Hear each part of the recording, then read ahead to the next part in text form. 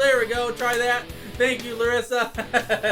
Appreciate it. Sorry about that, guys. Forgot to turn my mic on. Hope you can hear me and see me okay. Good morning to you. Good to see all you guys, and thank you so much for coming in to hang out with me this morning. I appreciate you. Larissa, it's so good to see your face. Grateful chick. I appreciate you coming in to hang out with me this morning. I see all my beautiful people. I see Kim, John, Joanne. I see Brian. I see Sherry. I see Jen Bechtel, Peggy, Treva, Brian. What's up, buddy? Good to see all you guys. Thank you so much for coming in and hanging out with me this morning. It's Wednesday morning at Faith Scope. Guys, Wednesday morning I do faith-based broadcast where I just usually share something that's on my heart from the Lord to share with you. This morning is going to be a little different. I'm actually going to share some of my story with you. So I don't have content prepared for you. We're just going to talk, and I'm just going to share. I'm just going to share a little bit about where I am, where I've come from, a lot of what I've been through, and specifically times in my life where I've had some windshield time. Somebody put windshield time in the chat stream for me. We're going to talk a little bit about windshield time this morning, and kind of have you ever been faced in this position where it's like, where's next step, all right? Where am I going next? Where's this taking me, right? Windshield time. That's it, Jen. All right, so that's the topic of the day, guys. We're just going to talk about my background a little bit, just allow you guys to get to know a lot about me that a lot of people don't know. I'm going to share a lot of stuff with you guys today that nobody knows outside of my family. So good to see you. Good to see you, Betty. Thank you so much, Chris Arnold, for coming in as well. So those guys that know me, know who I am. You know how I roll. I'd love to have you invite your crew into the broadcast and send this out to your peeps. Get anybody in here that you think is going to want to hang out with us. John, good morning, buddy. All right, and I promise I do have a message in what I'm going to share with you this morning. I'm going to tell you a lot about me, but I'm going to bring it to a reason why we're going to talk about it. All right. So anybody who's brand new, if you've never seen me before, if you have no idea who I am, first of all, welcome. I'd love to say hello to you. My crew would love to say hello to you as well. If you want to put a note in the chat stream, letting us all know if you are brand new, if this is your first time, we just like to say hello to you. We like to welcome you into this family because this is absolutely a family around here. And this is a safe environment. This is a conversation. This is not a lecture. We like to talk and engage and learn from each other around here. So I'm happy to have you here if this is your first time, all right? But I also do not waste my time, and I choose not to waste yours, okay? So we're going to jam right straight up into this. But real quick, my name is Justin Kappen. JustinKappenPro.com is my website. I'm the founder and president of JC Pro Signature Brands, where we specialize in building powerful and profitable brands that step up and stand out to draw in the 21st century consumer that wants and needs what you have to offer.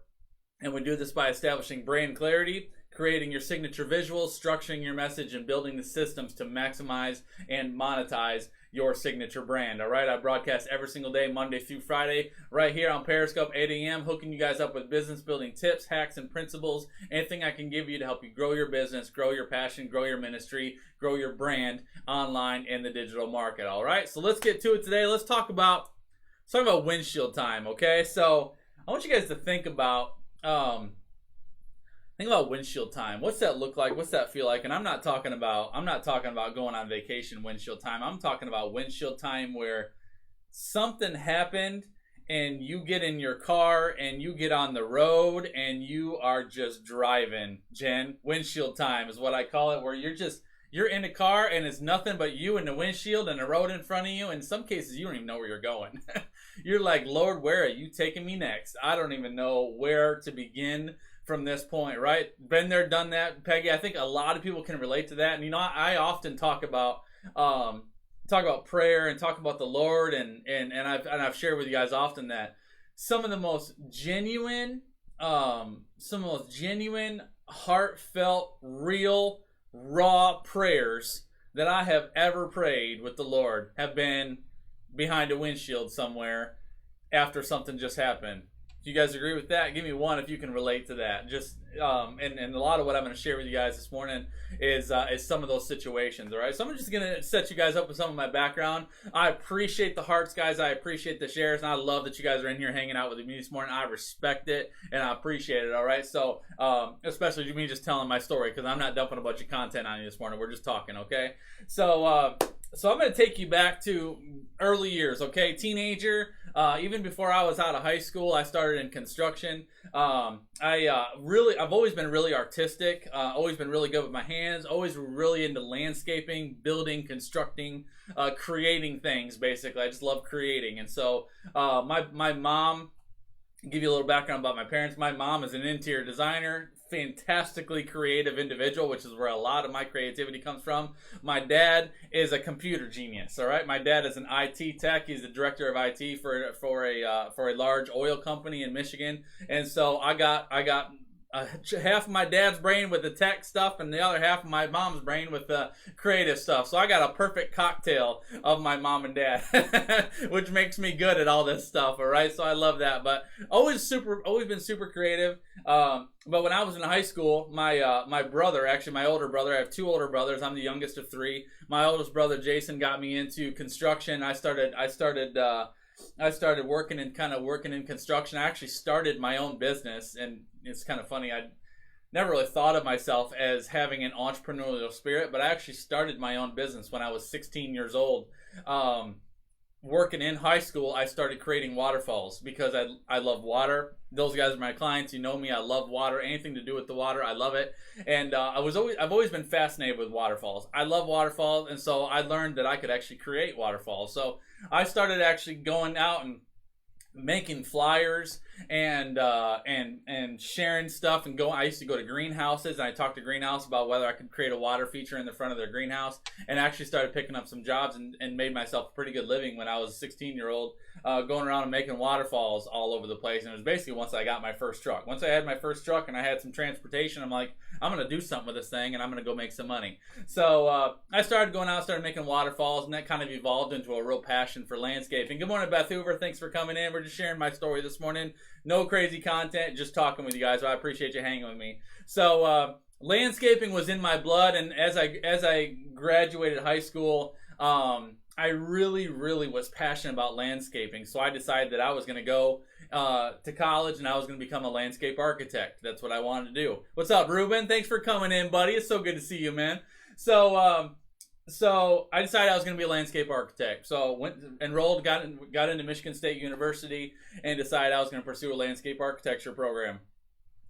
While going to school, it was a little difficult for me to continue kind of running my waterfall business that I had created for myself. So my brother, who was 4 years older than me, had his own construction company. So I joined him and started working with him while I was going to school. And as I worked with him, business blew up. We got busy, we got crazy, and I really started enjoying. We were building custom homes, we were doing custom cabinetry. He taught me fine finish trim carpentry, hands, right? Stuff to do with my hands. I love creating, love anything I could pull out of my head and create it with my hands. Loved it. Alto Beast, thanks so much for coming in as well, girl. I appreciate you. So working with Jason, as we got really busy, I realized, you know what? We got a full-blown business here. He made me a partner in his business. We were crazy. We were getting some huge contracts, and we were finding ourselves really busy. And I was having a hard time keeping up with school. I'm like, you know what? Maybe landscaping's not for me. So I actually stepped out of school and went to work full-time with him. And we were basically, again, kind of in that entrepreneurial setting where we were running our own business and doing our own thing. And a period of time went by, success happened, things was happening, a lot of stuff was going on, and then we started getting hit with some different things in our business, and I could talk all day just about that business, but my brother made a decision that for his business to continue thriving, he had to move out of Michigan and move down to Florida because he had all kinds of opportunities in Florida. So he packed up, loaded everything up, moved his business to Florida, and at the time I was brand new married, had one brand new kid that was still an infant, and I'm like, all right, I can't move to Florida, so I'm just gonna take what I know, take what I have, and I'm gonna go to work. So he moved to Florida. I went to Home Depot, and I'm like, I'm gonna get into Home Depot. I knew people, connections, because we'd been in Home Depot so much, and so I got in with blink of an eye, and I got hired as a kitchen designer in Home Depot, and didn't know anything about kitchen design at the time. All I knew was cabinets, right? I knew how to build cabinets. I knew how to create cabinets, and I was super creative. So I got hired in as a kitchen designer. Within 6 months, I was the #1 kitchen designer, highest selling, highest gross volume kitchen designer in the region out of over 700 designers in 6 months. Blew my mind because because I didn't really know anything about kitchen design when I first started, right? I just went in there, and what I knew was cabinets. I knew how to build cabinets, but along with that, I was super creative. So basically, I would get people that would come in, and just like you guys that are my clients, right? You share your idea with me, you share your passion with me. I'm like, oh, we could do this. You know, I get all these ideas, and I'm a very much an idea person. So that helped me thrive in that environment, because people would come in and they would show me their layout, and I would immediately get a vision. For what I could do with it. I'm like, oh man, I could draw this, I could design this. And I actually got so irritated at the computer program that Home Depot had at the time. It was not advanced at all. It was very much behind the time. If anybody's ever used 2020 Kitchen Design, just curious, give me one if you've ever used 2020 Kitchen Design. They used it, but it was an older model, and it was not. It was behind. So I used to design the kind of the guts of the kitchen on the computer, and then I would print out the plan, and I would hand draw everything. And I would hand draw elevations and floor plans and draw stuff, and I'd have like my boss, my store manager, come up to me. He's like, Justin, you can't do that, man. This is going on the computer. I'm like, well, the computer can't do what's up here, so I need to draw it. And I'm gonna show our installers how to do it. And as the other advantage I had was, because I had installed kitchens before and I had built cabinets before, I could visualize, so I could explain to the installers, okay, you've never done this before, but I can teach you how to do it. And so I thrived in that environment. Loved it. Again, 6 months, I went right to the top. Was getting all kinds of awards and all kinds of recognition. And I remember I was in that position for just over 9 months. And my review came up. And I'm like, man, I've been bringing in I was bringing crazy money to that store, right? Massive success to the store.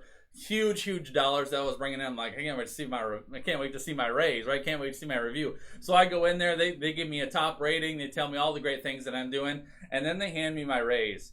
And I got like $1 raise.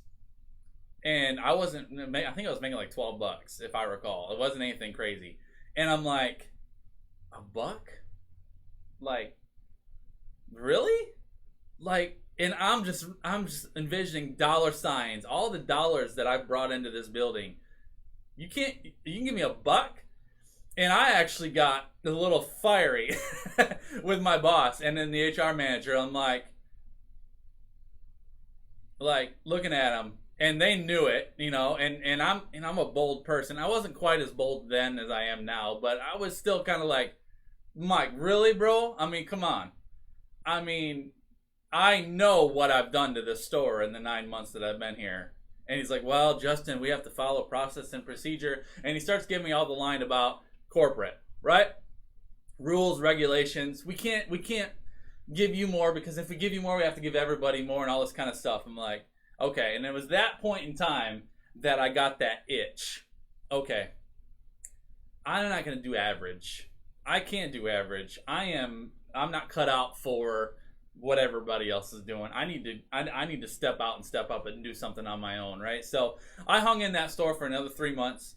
They actually, at the time, my department manager who ran the kitchen department went on sick leave. I think it was his wife actually had a baby, so he went on leave. So they actually promoted me, They promoted me to department manager, and they let me run the kitchen department, but they didn't give me the official title, and they didn't give me the raise to go with it. They just basically said, Justin, you're still a kitchen designer, but because you're the leading designer and because you pretty much lead the department anyway, we're going to let you be the interim department manager while Mark is out, so you can run and supervise everybody. We'll let you sit on the staff meetings, we'll let you become the leader of the department.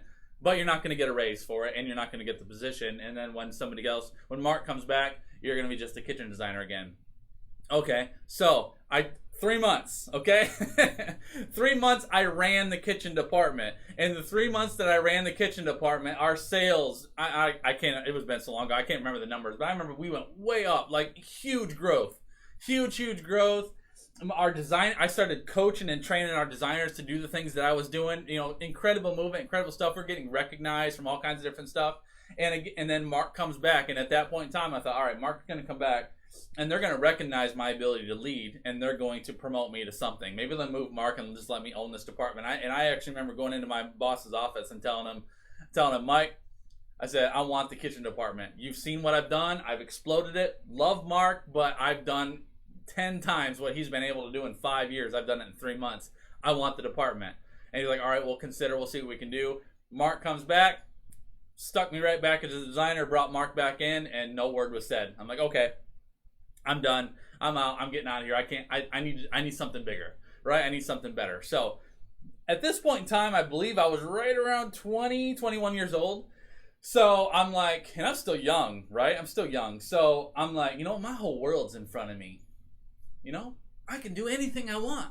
And I grew up in Michigan. I lived in the same small time up until that point in time. And for any of you guys, if any of you guys have been in this position where where you have been in the same place for forever, you feel like you just need to go. I just need to get out. Anybody been there? Give me a 1 if you've ever been there before. You just feel like I feel like you can explode inside. You just need to go, right?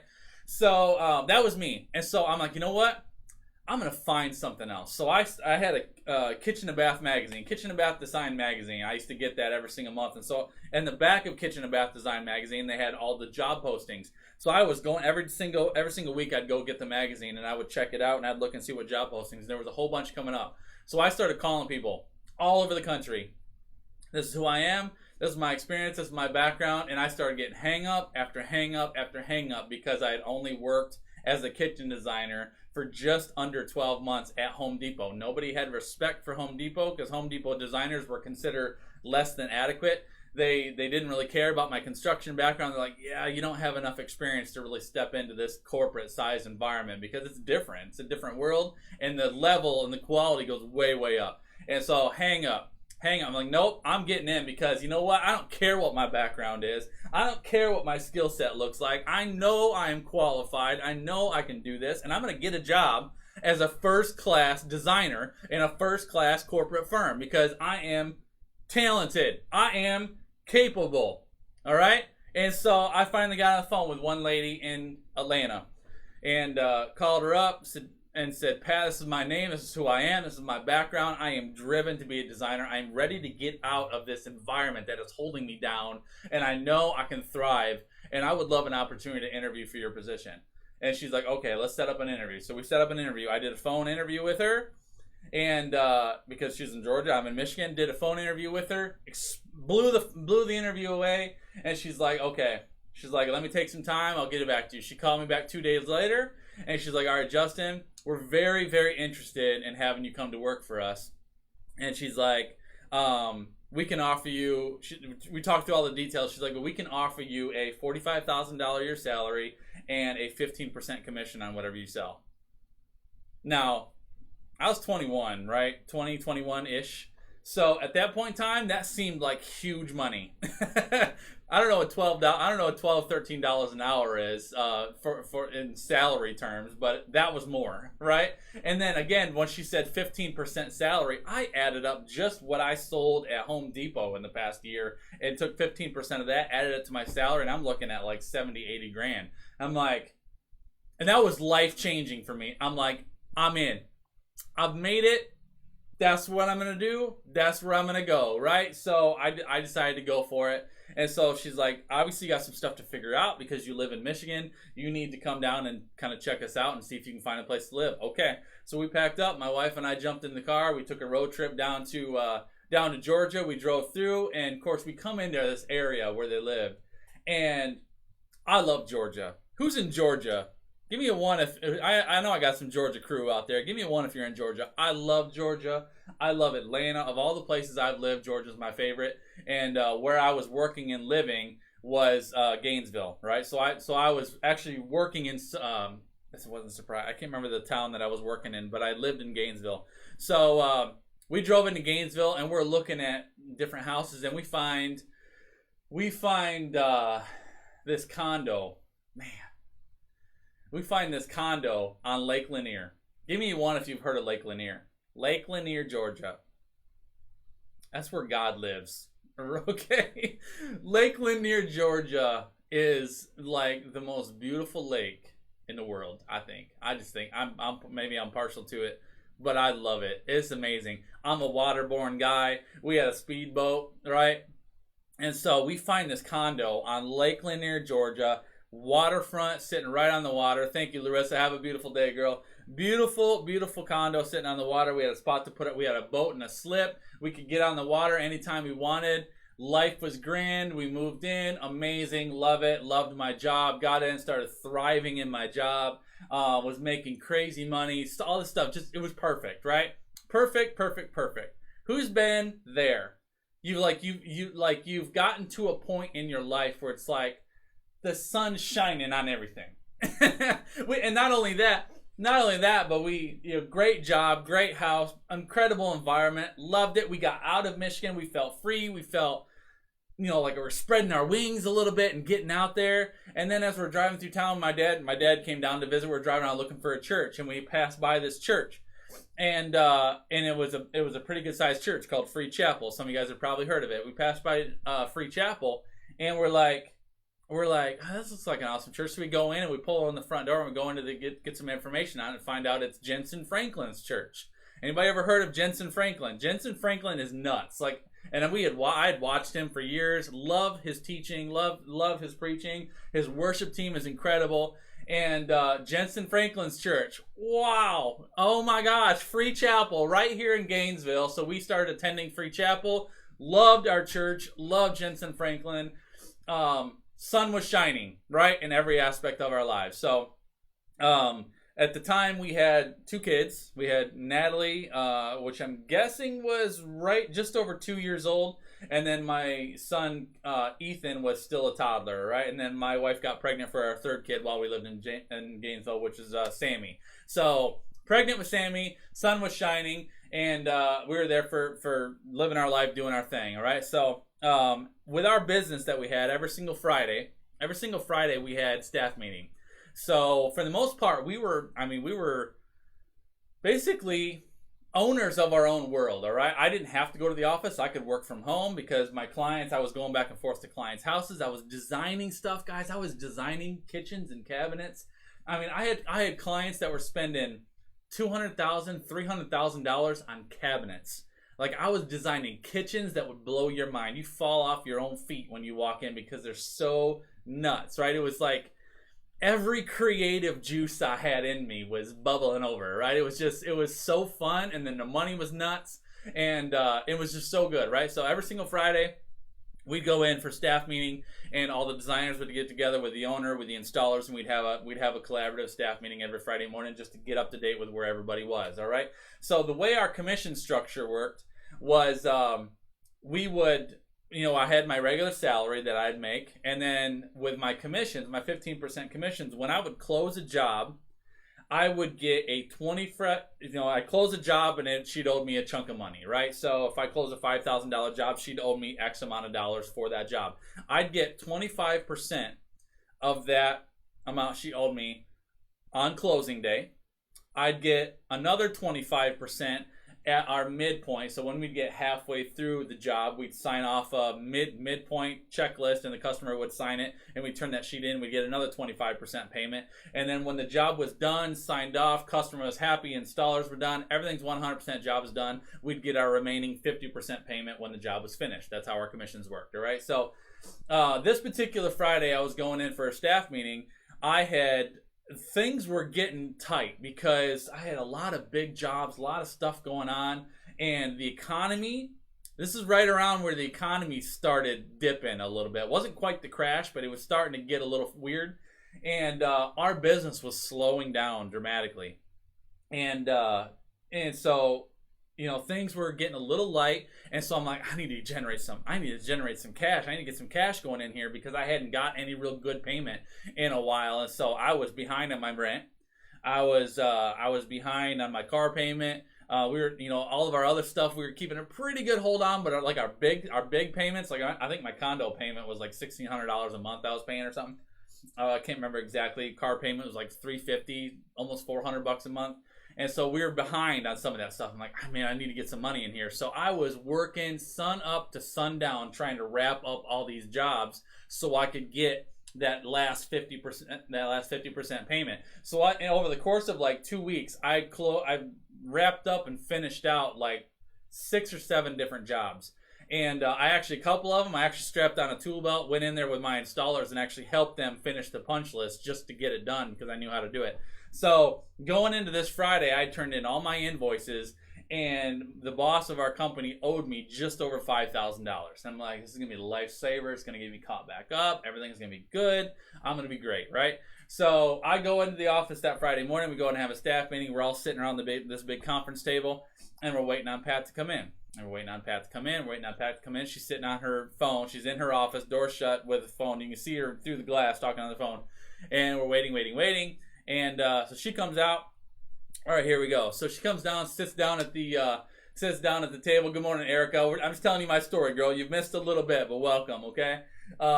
So Pat comes and sits down at the table. We're all quiet. She's like, all right, guys. She's like, I don't really know how to tell you this, but we're in a bad place. She's like, our business is in a real bad place right now. And she's like, so I don't really have any other option, but we're going to close the doors of our business today, effective immediately. We're shutting the business down.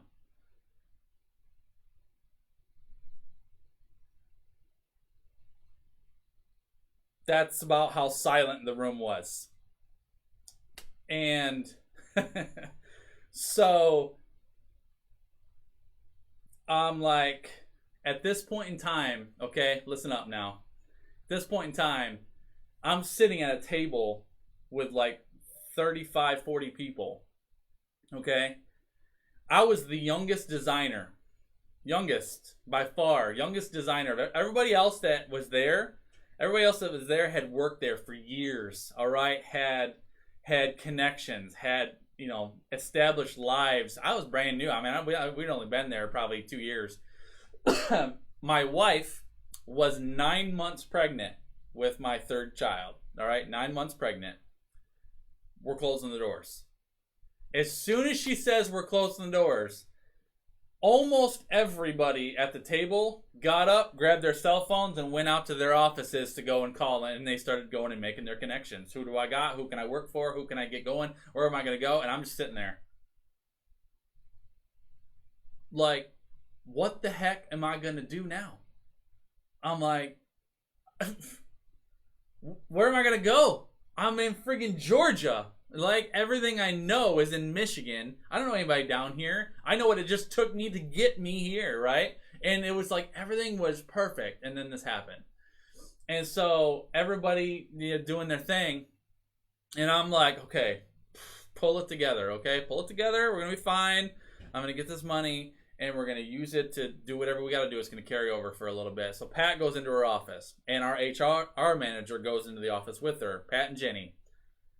I'm taking my turn. So I go in there, I swing the door behind him and say, guys, I'm in trouble, okay?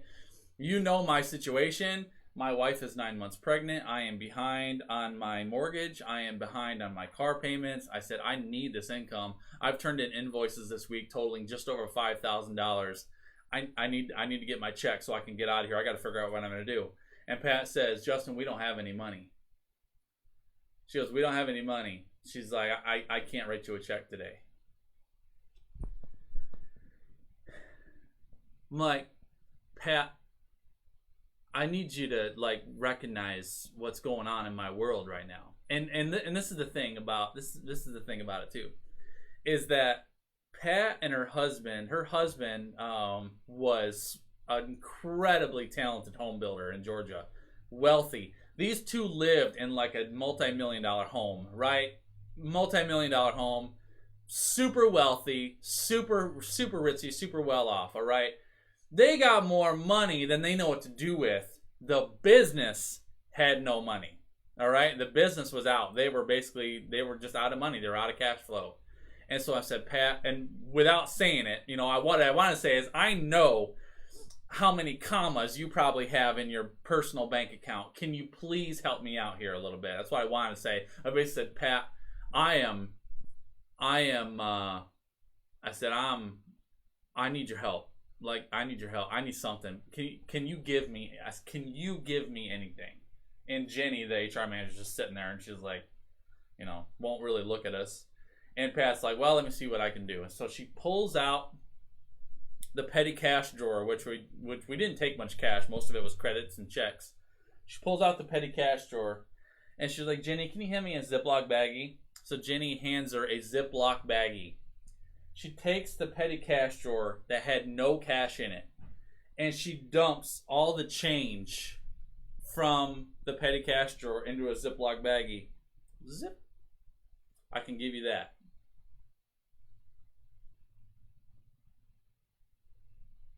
Yeah.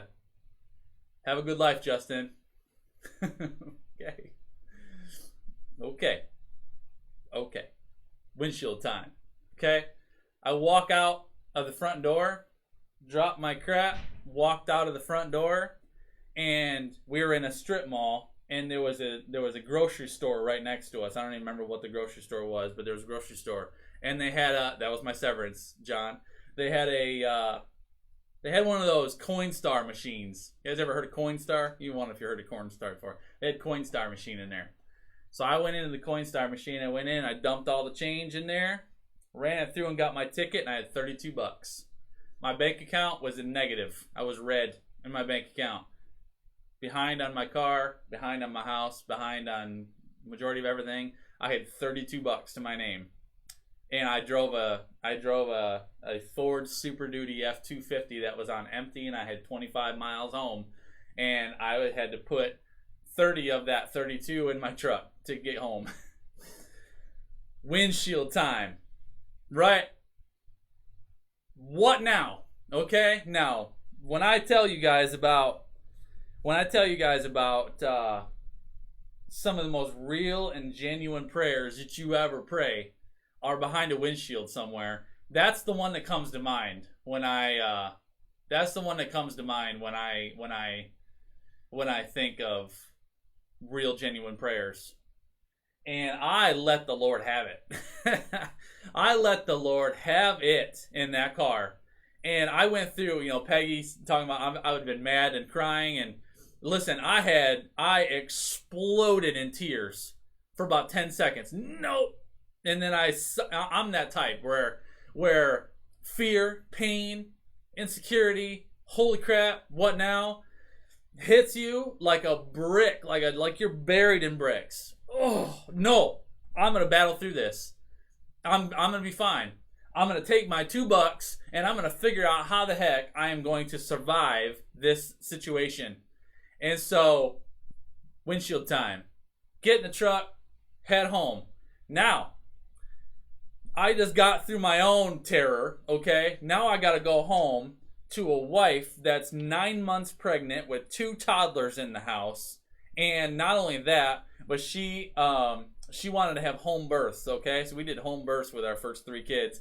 She had a midwife, or she didn't want to do the hospital, she didn't want to do the drugs, okay? Good morning to you, Allison. Thanks for coming in. So she had a midwife that she had been cultivating a relationship for a year, okay? This midwife is ready to deliver this baby whenever this thing's gonna come up. So I gotta go home and tell her I just lost my job. We have 0 money. I have no idea what we're gonna do.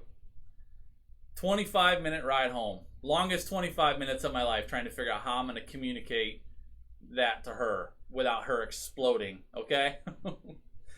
So I go home, and you guys ever had a moment where everything in your mind tells you to freak out and give up, but your heart says keep going? Just, you got it. Keep going. You're going to be fine. Keep going. And you got to muster up every bit of strength you got in you to push through that thing, right? So I went in, said, babe, I just lost my job. Freak out. Nope. We're going to be fine. You know what? This is a blessing, because that place was going nowhere fast. And I learned today what kind of leader we had, and that's not the kind of person that's going to give us the lifestyle we want. We're going to be fine. I am talented. I have a resume. I'm going to put it together. I'm going to reach out, and I'll have a job by the end of the week. And this was on a Friday afternoon, okay? I'll have a job by the end of next week. It was my mind. 7 days. 7 days I'm going to have a job. I spent Saturday, ripped up my resume, whipped it up, got it all done, and I started getting online and finding any kitchen and bath job opening that I could find anywhere in the country. Like searching, sending out resumes, sending out contacts, pestering the crap. I was in Atlanta, just north of Atlanta. Yep.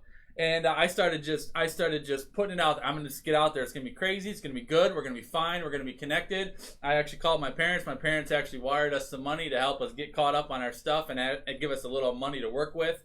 And I'm like, we're gonna be fine. I'll pay you back. We're gonna get connected. It's gonna be no problem. So over the course of Monday and Tuesday, the following week, right? Monday and Tuesday, I set up an interview in Boston, Maine, Portland, Maine, Hilton Head Island, South Carolina, Tybee Island, South Carolina, and Greenville, South Carolina. Okay, so I think it was five interviews altogether. 5 people that said, we're interested, love your resume, love to talk to you. When can you come here for an interview? Or when can we set up an interview? But I'm like, all right, I need to do this quickly. Because Felicia, I love it. I love it. Okay, and you're gonna be interested in the story then. So I go, okay, 5 interviews. I need to figure this out now. All right, I need to do this now. So I'm gonna drive to the interview. So that way, if I find a job that I like, if it pays off, then I can find a place to live while I'm there, and we can just get this done. Because I don't want to do time to do phone interviews and then try to figure that out and then take another week to go and drive there. I'm just going. I'm just going to get it done. So I'm going to get in the car and I'm driving to every single interview. All right, let's go. So I set all interviews up in a row. Started with Boston, Maine, then South Carolina, then Greenville. So I jumped out on the road, drove straight from Georgia to Boston, pulled in, threw my dubs on, went in, did an interview. Huge design firm, incredible place in Boston. Loved it. Was modern, it was hot, they were successful, huge, talented, whatever. I go in there, I meet the owners. Great interview. Knocked the whole thing out. They're like, Justin, man, we are super interested in you. We just need to talk. Yeah. Windshield time, John. Windshield time, man. So straight to Boston. I don't remember how many hours it was, but it was a long drive. Great interview, Justin. We're super interested. Give us 24 hours. We'll get back to you. Okay. Felt so good about it. I'm like, okay, we're gonna live in Boston. This is cool. I can roll with Northeast. All right, we'll find a place around here. But being that they're not giving me an answer yet, I'm still gonna drive up to Maine, Portland, Maine. It was actually about an hour north of Portland. I'm gonna drive up to Portland, and I'll do that interview while I'm waiting the answer for this place. But I'm sure that that's the place. It feels good. But I'll go do Maine. All right. So I had set up an appointment with this guy in Maine for the next morning, okay? And my appointment in Boston was on a Friday. It's on a Friday afternoon. My appointment at the Maine place was on a Saturday morning. This is the following week that I just lost my job. Going on a week. All right, so drive up to Maine. We actually stayed the night in Portland, and then we drove up to the place an hour north of Portland for my interview, right? So we went way up there, way up there in Portland. Maine's nuts, by the way. I love Maine; it's gorgeous. So we drive up there and pull in the driveway, and it's this small place, and okay, looks can be deceiving, but I was used to corporate, right? Big, powerful, good place. Interesting story, John. I actually, great question. So my perspective of it, John asked, did you take the whole fam? I actually said, for the sake of time and money, I'm just gonna go. I'm just gonna drive. I can sleep in the car. I can eat peanut butter and jelly sandwiches. I can go. My wife's like, not a chance. I want to go because I want to see where we're gonna live. We're all going. So I took my wife, two toddlers and a pregnant wife on a road trip to the Northeast. Okay, so we pull into this kitchen bath place. Nobody's there. All right, I'm right on time. A few minutes early. Right, nobody's there. Okay, let's wait for a second. I'm peeking into windows. Nobody's here. Nothing. And so I'm like, let me try calling him. So I try calling him. Allison, you're gonna need to watch the beginning of this broadcast, girl, because it explains all that. So nobody there. 20 minutes after, 30 minutes after, okay? And I'm like, where is this guy? So I'm texting him, I'm calling him, no answer. We sit there for an hour, all right? Then it's an hour and 10. Then it's an hour and 20. I'm sitting there staring at my windshield, right?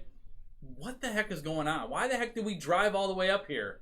And Finally, the guy calls me back, and if I recall, it had been about an hour and 40 minutes since our appointment, all right? He calls me back. Hey, Justin, I see that I missed some of your calls and texts.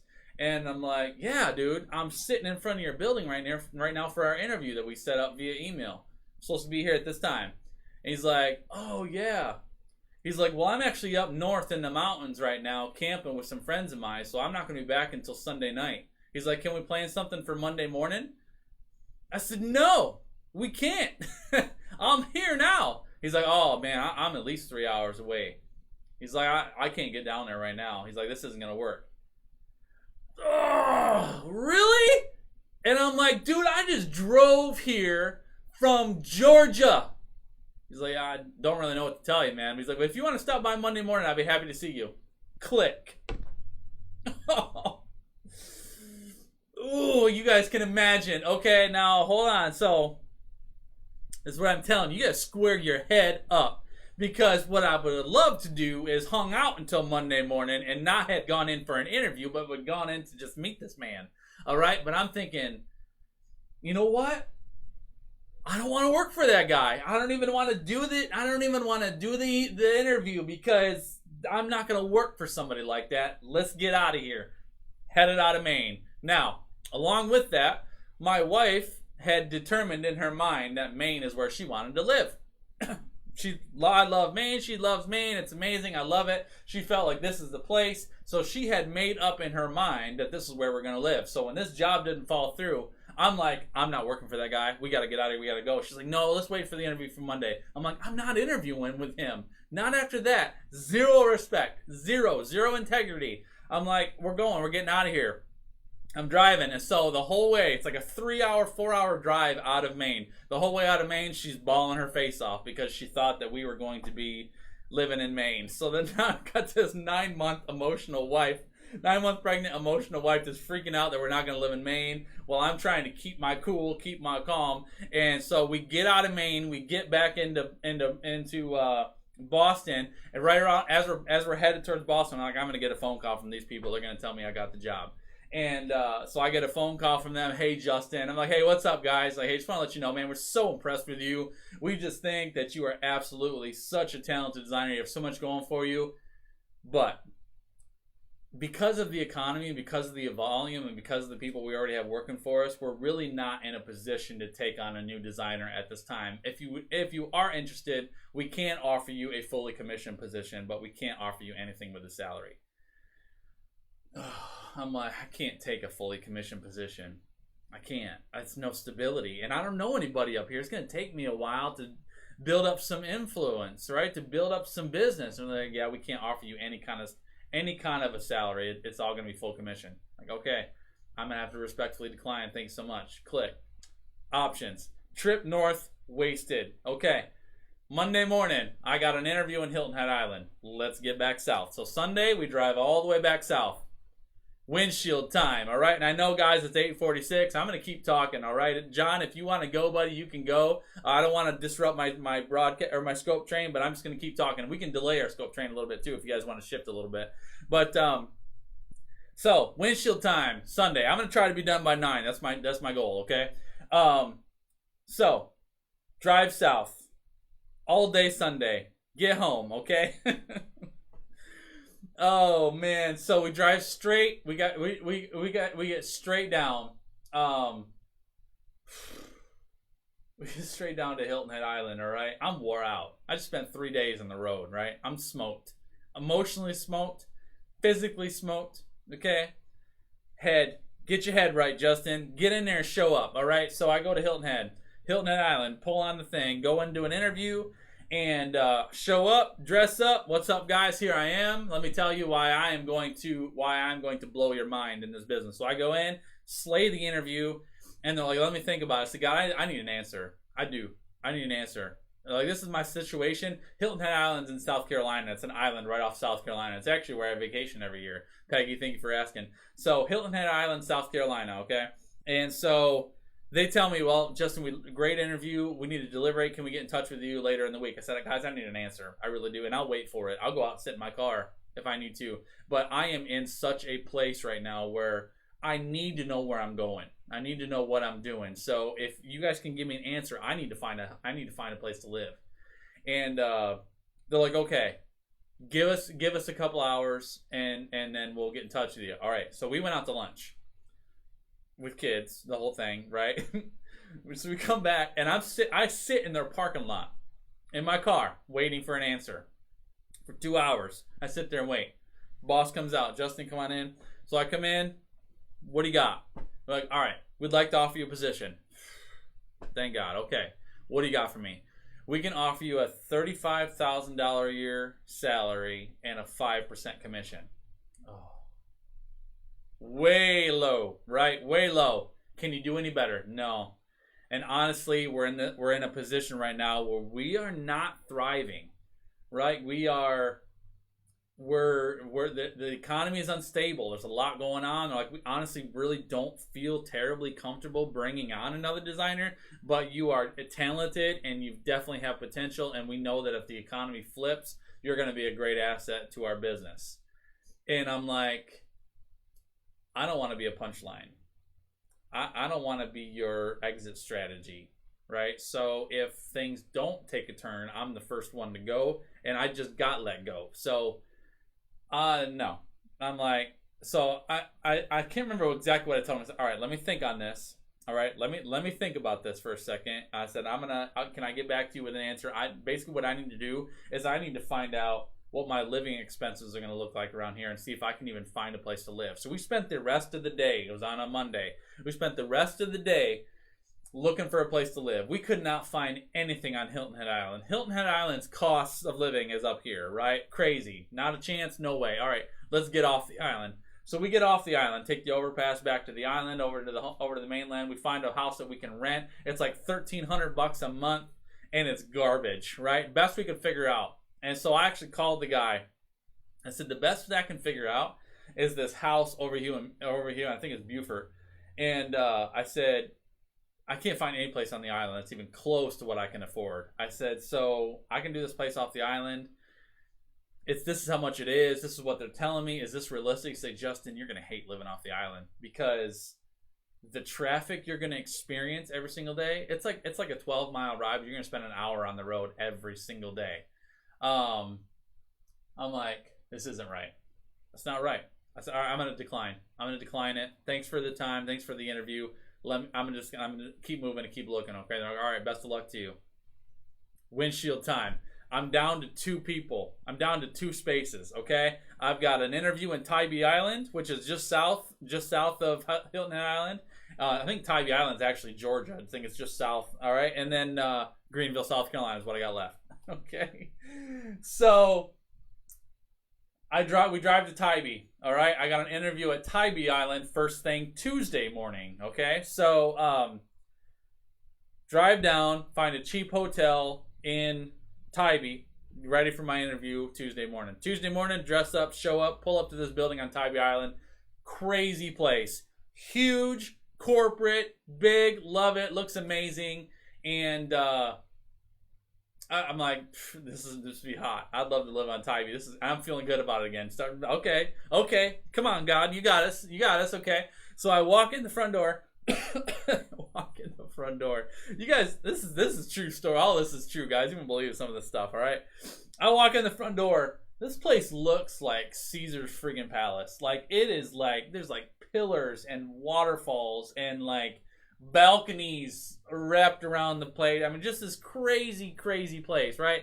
And I'm like, man, this place is nuts. And so I'm like, hey, I'm here to meet so-and-so. I don't remember her name. Here to meet so-and-so. I have an interview at this time. All right, she's not here yet. If you'd like to take a seat, I'll holler at you as soon as she comes in. Okay? So I sit down, got my briefcase. I'm sitting there and I'm waiting. 10 minutes goes by. 20 minutes goes by. 30 minutes goes by, 40 minutes goes by, and I'm playing Maine in my head all over again. Like, where's people's integrity? Like, I mean, you're the business owner? I don't understand what is going on right now. Waiting. I'm sitting here waiting. I'm like, and so I go up and ask the desk, is she coming? Is this lady coming? Because I have other things I need to get to, but I need to know If she's coming, yeah, she'll be here any second. Okay, so I go sit back down. All right, now, all of a sudden the front door opens.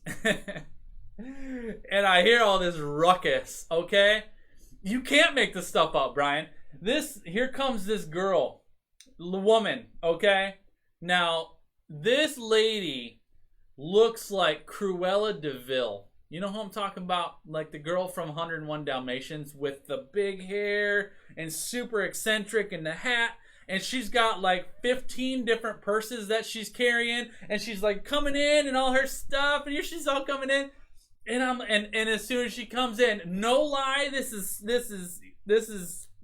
truth. She comes in and she goes, "Ladies!" And it was like the floodgates opened, and all these women come flooding out and down the stairs, and this crowd of girls comes out to meet her. And they're all talking and they're doing this thing, and I'm sitting there thinking, what is going on? And one of the purses that she's carrying has a dog in it. Okay? She drops all of her bags. And she says the dog's name. I don't remember the name. Opens the thing, and she's got a new puppy. Okay? And this is where she's been. She's been puppy shopping. Pulls the puppy out. Oh, everybody's freaking out. Oh my gosh. Yep, it's a puppy, John. Oh, they're freaking out. I just love it. It's amazing. And they're, oh. And all this time. And I'm sitting there like, for real. I mean, holy cow. Bring your dog to work day, Allison. Okay, this goes on. I'm going to guess like 20 minutes. Okay, I'm like, please, Lord, can we get to this thing? Right? So... So things finally settle, girls trickle off, and she's like, okay. And so I come up, I skipped the receptionist lady, go right up to her. Ma'am, my name is Justin. And I said, we had an interview this morning at this time. And I'm like, I'd love to talk to you about becoming a designer. She's like, oh yeah. She's like, oh yeah, I forgot you were coming. She's like, so-and-so. Can you show Justin around while I get settled real quick? And so this other lady comes out. She's like, okay, sure. So she takes me around on a tour of the building. She's like showing me around. I'm like, I don't need a tour of the building because I don't even know if I'm going to work here or not. Can we just go do the interview? So I come back down and I sit down in her office. And so she's all sitting there. She's super distracted. Have you guys ever tried talking to somebody that's not listening? You know what I'm saying? Like you're talking to them and they're like, yeah, let me check this. Oh, yeah. Oh, I know. Yep.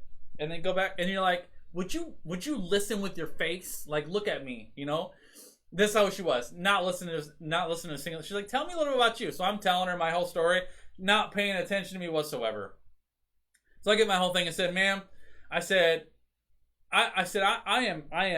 have zero time available. I said, I need to know really where you're at. Listen with your face. My wife says that to me.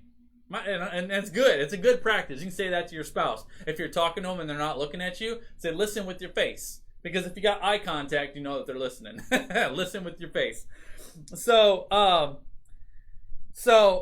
anyway, I said, ma'am, I have zero time, okay?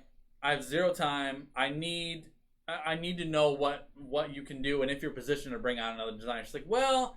You know, your resume really intrigued me, and I love that you were being so persistent about connecting with me. And she's like, I'm not really in a position right now to bring on another designer, but I did feel like, you know, I felt like it was worth meeting you. That way, if you know, if down the road, if I feel like I'm in another position to bring somebody on, then you'll be at the top of the list. Okay. Thank you so much. Have a spectacular day. I'm out. I get up, walk out of her office. Have a good day. Thanks so much for coming in. Oh. Super.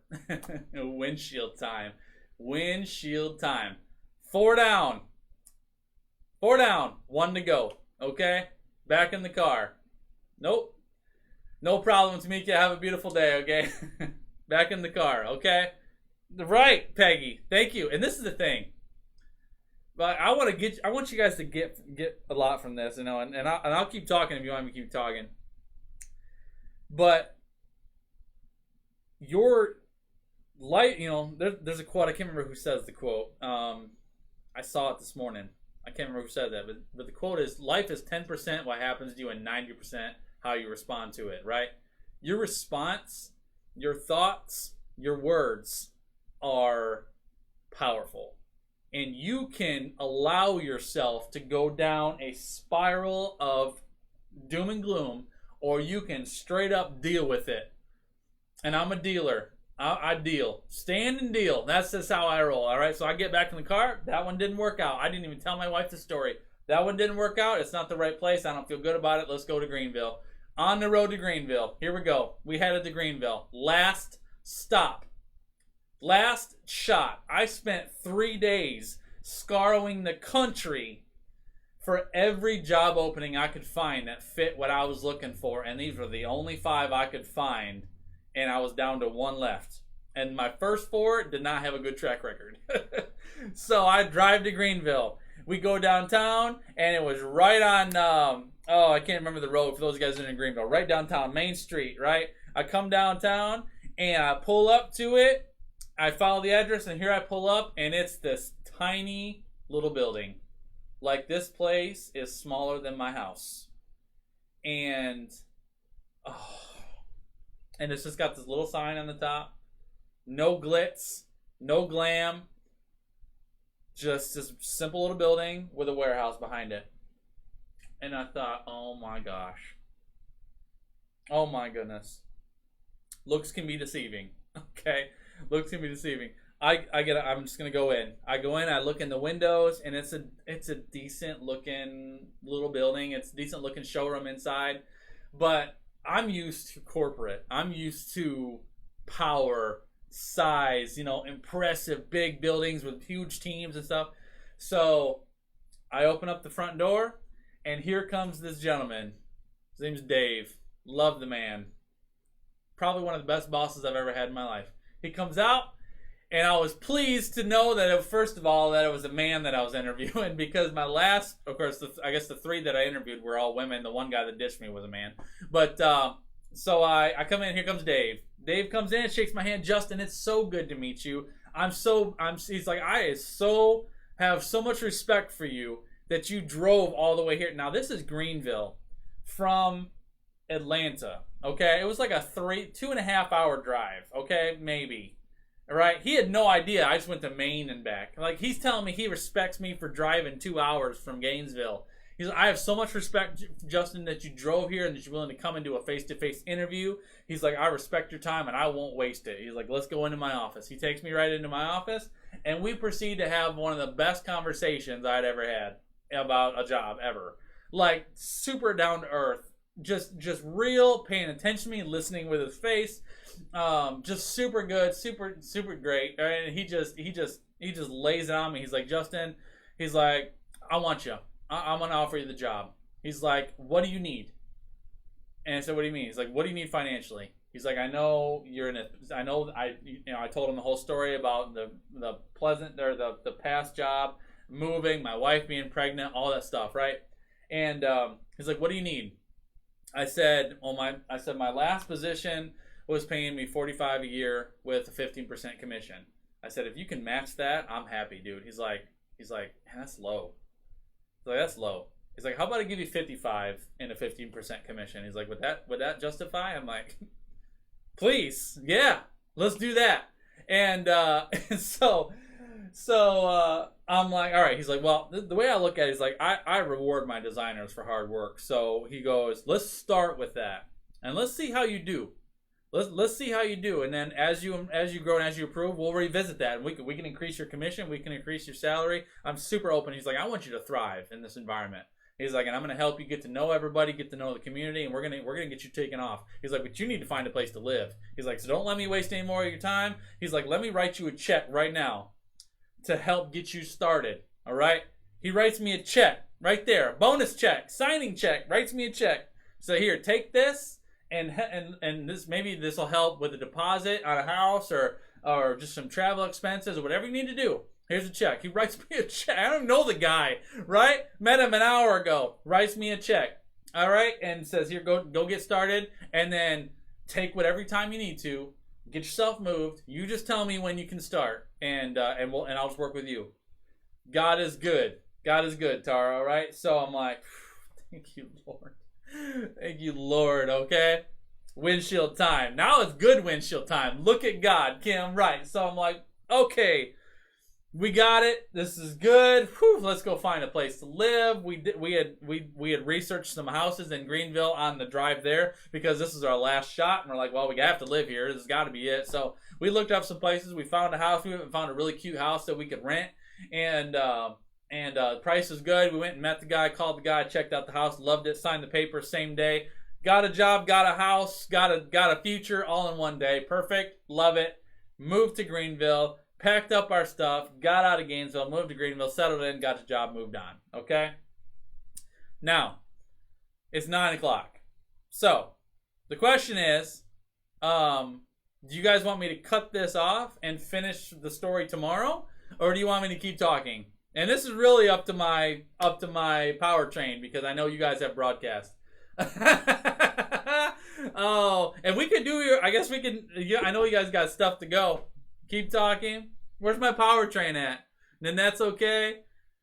Betty was gonna go. Who else? I got John. Is John in here? I see. Maybe John went live. I don't know if I see John. Okay, we'll keep going. You're on the edge of your seat. Okay, I'm gonna keep talking. And those guys that were gonna broadcast. Okay, if you guys were gonna broadcast, go do it if you need to. Okay, I'll keep talking. Okay. So moved to Greenville. Almost really a very almost an identical story to when we landed in Gainesville, where it just like pieces started falling into place, right? Loved our house, loved my job. Man, it was the best job I'd ever had. Like it was like, and this is the thing. I've had several job transitions. Every single job I have transitioned to, a door shut, a door opened, went into the new door, and every single time I transitioned, I made more money and loved it more than the last one. I can say that about every single job that I've ever had in my entire life. Made more money, loved it more. All right, so loved the people. The people were incredible. He actually had it was actually a very large team. It was a very successful business. And it just didn't look like much from the outside. And what made it so good is that he was super smart about keeping his overhead down. All right, he allowed us to work. He allowed us to work out of our home offices. It was called Timber Creek I'm sorry, Kitchens of the South is what it's called. They're not in business anymore. We're gonna get there. Kitchens of the South. Dave was the owner. Incredible man. Incredible business. It was an amazing place. So, love the business. Those guys, I'm curious, those guys are in the Greenville area. Have you heard of the Cliffs communities that are up north going towards Asheville? There's all kinds of large, really, really multi-million-dollar communities up there called the Cliffs. There's the Cliffs at Glassy. There's like 5 different communities, right? That's where I lived there daily. That's where all my clients were. Big money, yeah. Huge homes. Crazy homes, right? Those were my clients, right? I was designing for people that had 10, 12, 15, $20 million homes. Incredible stuff. Thriving, right? Just thriving, making commissions off of their big money, right? Crazy stuff, incredible area. Got to spend a lot of time in Asheville. Loved it. We also found a church. It's almost the same story. We were driving around looking for a church, and we happened to pass New Spring Church. Give me a 1 if you've ever heard of New Spring Church. Perry Noble was the pastor at the time. And we passed New Spring Church, and we're like, this looks like a cool place. Fell in love with it. Love the church. You do, Felicia? I love New Spring Church. I know what's going on with Perry, but yeah, I know about Perry, but loved Perry. I still love Perry Noble. Incredible teacher. Love him. Yep. We actually went to the Greenville campus, but love the worship, love the environment. Love New Spring Church. We went to New Spring Church, fell in love with it, got involved. We were part of the ministry team. All kinds of different things going on in that environment, and loved it. All right. So we actually got connected to no, long story. Long story. I'm not going to go into that one, but so again, my wife was 9 months pregnant at the time, so we got connected with a hospital and got all situated, told them what was happening, told them about our move, and we actually got plugged into this hospital, and she had our third child, Sammy, if I recall, right around 3 weeks after we moved. saved by grace, right? We made it. Okay, so life went on, family went on, did our stuff. Years passed. I was there for just under 2 years, and in the process, just after my first year there, I had this huge home that I was designing for up in the cliffs, and really, really modern, really unique design, and there was a lot of cool stuff about it. And my boss came to me one day. He's like, Justin, he's like, this design rocks. And I just heard about this design competition that Kitchen and Bath Design Magazine is putting on. They want designers to submit their best designs into this competition. You can win an all expense paid trip to Phoenix for a convention, a training, and some different stuff going on. He's like, I think you should submit in that competition. I'm like, all right, cool, I'll do it. So I submitted my design, submitted all my stuff. Lo and behold, I won the thing, and I rose to the top, and I become the number one designer in our market. Again, similar story, and I won this competition. So I won an all expense paid trip to Phoenix. They flew me out to Phoenix. I was going to go to this convention. Got to go to this award ceremony, got a big plaque, and did this whole big thing, and got to have this trip in Phoenix, right? So this trip was coming up in the fall, if I recall. Let me think about this for a minute.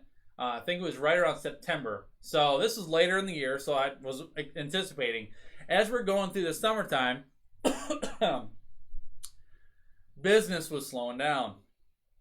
And it was starting to feel a lot like Gainesville. And it was getting harder and harder and harder to sign new clients. Harder and harder and harder to get the price up. Everybody was looking to cut, economy, all the stuff going on in the economy, making it pressure. Friday morning board meeting. We sit down, we come and sit down at the boardroom, and Dave comes in. And I'm thinking, please, Lord, no. Please, Lord, no. and Dave comes in, he goes, guys, he's like, you guys are all feeling the pressure on our business right now. There's a lot going on. He goes, we need sales. We need new contracts. He goes, we are hemorrhaging. Our cash flow is hemorrhaging right now. And he's like, there's way more going out than there is coming in. And he's like, we're not closing. We're going to keep pressing. We're going to keep pushing. He's like, but for right now, I have to put everybody on full commission. He's like, because he's like, I can't make payroll today. I don't have enough cash to pay payroll. And he's like, and I've been paying payroll out of my own bank account for the past 3 months. And it's draining my bank account to a point where I'm struggling to make my own mortgage payment. He's like, so I have to put you guys on full commission. I have to stop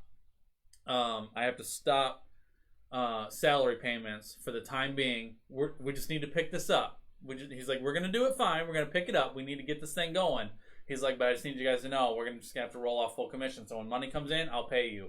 And that's just how we'll go. I'm like, okay. We're not closing. I still got a job. I got stuff going on. However, the best time to look for a new job is when you still got one, right? So I'm like, all right, this is going wrong, all wrong again. It's not going to work again. So I'm like, all right, I need to figure out what I'm going to do. All right. The following week was my trip to Phoenix. My free all expense paid trip to Phoenix. Okay. Maybe I'm going to Phoenix for a reason. Who knows why I'm going to Phoenix? Let me see what job openings are in Phoenix. So I started researching and digging and looking and seeing what I could find. So I started finding some kitchen and bath places in Phoenix that had job openings. I could only find 2. Okay. One of them said they could interview me. The other one said they weren't available. Something about the timing wasn't going to work. So I had this trip. I had this free all expense paid trip to Phoenix. And so I told it was this large firm in Scottsdale. Who knows where Scottsdale is? Scottsdale, incredible, beautiful area in Phoenix. Love Scottsdale. And so they're in Scottsdale. Looked them up. Checked out their website. They've been in business for like 30 years. I'm looking at their clients. I'm looking at their employees. I researched everything I could about them to make sure that they were a solid, credible business that wasn't going anywhere. Okay? And so it looked promising. I called him up, talked to the lady that was the owner, and I said, I'm very, very interested in the designer posting that you have available. I'd love to interview for the job. Would you be willing to give me an interview? And she said, yeah. So I sent her my resume. we talked a couple times. She's like, I can do a phone interview. She said I can do a phone interview. I said, you know what? I said, I'm really serious about this opportunity, and I'd like to come out and actually, I'd like to actually come out and just kind of get a look at the area, get a feel for the business, and look at my potential where I can live. So I'm gonna fly to Phoenix for this interview. Now, I had an all expense paid trip that was flying me to Phoenix, but she didn't need to know that. So I said, I'm gonna fly to Phoenix for this interview. I'll come and I'll meet you, and I'm gonna come and do the interview in person if that's okay. She's like, yeah. Now I'm working every bit of magic I got in me to try to make her think that I am sold out, right? Right? I'm throwing my chips on the table. So I jump on this plane, free all expense paid trip to Phoenix. I fly out to Phoenix. Okay, my schedule. If I got to think about this for a second. All right, so I get picked up. I got a limo that picks me up from the airport. All right, little driver with the little cue card with my name on it, standing at the bottom of the stairway, comes and picks me up. When I get there, here you go. Justin takes me to a limo. Limo takes me to the resort that I was staying at. All right, I get to the resort. When I get to the resort, I had, if I recall, I had a 3-hour window from the time that I landed in the resort to when I had to be at the first convention in the hotel. So I called the owner of the business. I said, I just landed. I'm getting settled in my resort. Can I come over to the office right now? I'd love to do my interview right now. She said, yeah, I can make it work right now. Thank the Lord. I said, all right, I'll be there in 10 minutes. So I call a taxi. I have a taxi pick me up, take me over to the place, and I'm like, I'm going to be in here for about an hour. Can you come back and get me when I'm done? He's like, yeah, no problem. So, I have him drop me off at the building next door because I didn't want to pull up in front of this amazing design firm in a yellow taxi. So I had him drop me off at the building next door. I get out, strap up, suit up, walk over and walk over to the building. I go in, I slay the interview, and so she tells me, I do the whole thing. Long story short, I do the whole thing. And she's like, all right, we'd love to have you. She's like, we'd love to offer you a position. So, all right, well, so obviously I flew here. I'm trying to really sort this out and determine if this is something that I can do. What can you offer me? And she's like, well, my designers are full commission. I can't do full commission. I can't do full commission. I can't. I live in Georgia, or I can't live in South Carolina. I can't move my family from South Carolina to Arizona for a full commission position. No way. And I said, I need some stability. She's like, all right, this is what I'll do. She's like, I will put you on a 120-day retainer, $50,000 salary retainer, which a retainer just basically means I'm gonna, you have this chunk of money that I'll pay you, the equivalent of what you would be getting paid for a $50,000 salary. I'll pay you that much on a weekly basis for 120 days just to get you settled, get you to know the environment, see what's going on around here, and get you moving. And then after 120 days, you go to 100% commission. Okay. Okay, let me think about it. All right, go taxi back to the resort, go to my convention, do my thing, get on a plane, fly back to Greenville. My wife had no idea that I interviewed for anything. She had no idea what was going on with the design firm. I didn't tell her a thing because I didn't want her to freak out. She had no idea I'd done an interview. I was just getting all this stuff figured out, trying to figure something out, trying to prepare, right? So I go back to work. Business continues to press down, continues to fall, and things continue to get worse and worse and worse with the company that I was working for. So I go in one day to Dave. This is probably 2 weeks or so after the point, and I sat down with Dave. I said, Dave, I need you to shoot square with me, man. Where are we going? Like, what's happening? What do you see? I only know what I'm doing. What's everybody else doing? Are we gonna make it? What are you thinking? He's like, I don't know, buddy. For real. He's like, I want to tell you we're going to be fine. He's like, but I really don't know if we're going to be fine. He goes, it's not looking real good. I said, all right, well, I want to be honest with you. He's like, okay. I said, when I went to Phoenix, I had an opportunity to interview for a design firm out in Phoenix. He's like, okay. And he's like, what are they offering you? I said, they're offering me a job. It's going to be a fully commissioned position down the road, but they're going to offer me a 120-day base salary that I can operate off for 4 months until I get myself established, but then it goes to full commission. He's like, okay. He's like, that's a pretty good deal. I said, you know my situation. You know my family. You know my kids. You know what I've been through already. What would you do? He goes, I'd take it. He goes, I'd go. He goes, I know what's going on in the East right now. I know what's going on in our region. Nobody's hiring. And he's like, people are shutting doors left and right. He's like, West Coast may be different, especially in an environment like Scottsdale where the money's solid. He goes, I think you'll be all right. He's like, it's your best shot. He's like, if you want to stay in this business, it's your best shot. And I'm like, okay, we're gonna do it. So, so I go home and I tell my wife, had a difficult conversation. No, Courtney, we're talking, and everybody just told me to keep talking. So I'm like, I just had a difficult conversation with my boss, and the business is not going well, and it's going in the wrong direction, and I'm like, I said he's not feeling like it's a good opportunity. Now I want to let you know as well that when I was out in Phoenix, I had an opportunity to connect with some people that were willing to consider looking at me for a position, and they've actually offered me an opportunity to work at a design firm in Phoenix. And so we have an option on the table, but it's in Phoenix, on the other side of the country. And I said I told Dave this, and Dave thinks I should take it because there's very little options in the East where we are right now. And he said, Phoenix may be the shot. Getting out West may be the shot. Maybe I'll be able to, if I'm going to stay in this industry and I'm going to do what I'm going to do, that may be my only option. And so we're like, all right, we're going to do it. We're going to go to Phoenix. So pack up again, load up again. All right. I called the design firm in Phoenix. I said, we're coming. We're going to do this. We're packing up. We're moving. We're going to find a house. I'll let you know as soon as I can start, but I'd like to accept the position. We did the paperwork. I signed on the line, and we made it happen. All right. So,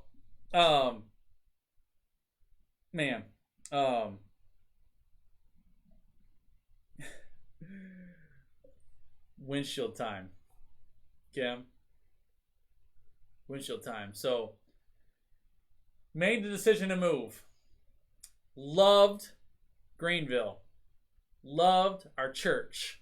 Loved the environment. Loved everything about it. Right? Now we're moving. We're packing up and moving to the unknown. Now we're wrestling with family, because family, all of our family, specifically my wife's parents, lived in Michigan. So now, for where we lived there, they had about a 13 hour ride to come visit us. Now we're moving West Coast. So the only way they can go see us out west is to hop on an airplane. So family is not on board with this. What are you doing? What's Justin doing? He moved you to Georgia. Then he moved you to Greenville. Now he's wanting to move you to Phoenix. I'm starting to get all this, right? What is he doing? What is I'm just rolling with the punches that I'm taking. That's what I'm just getting hit and trying to get back up is what I'm doing, right?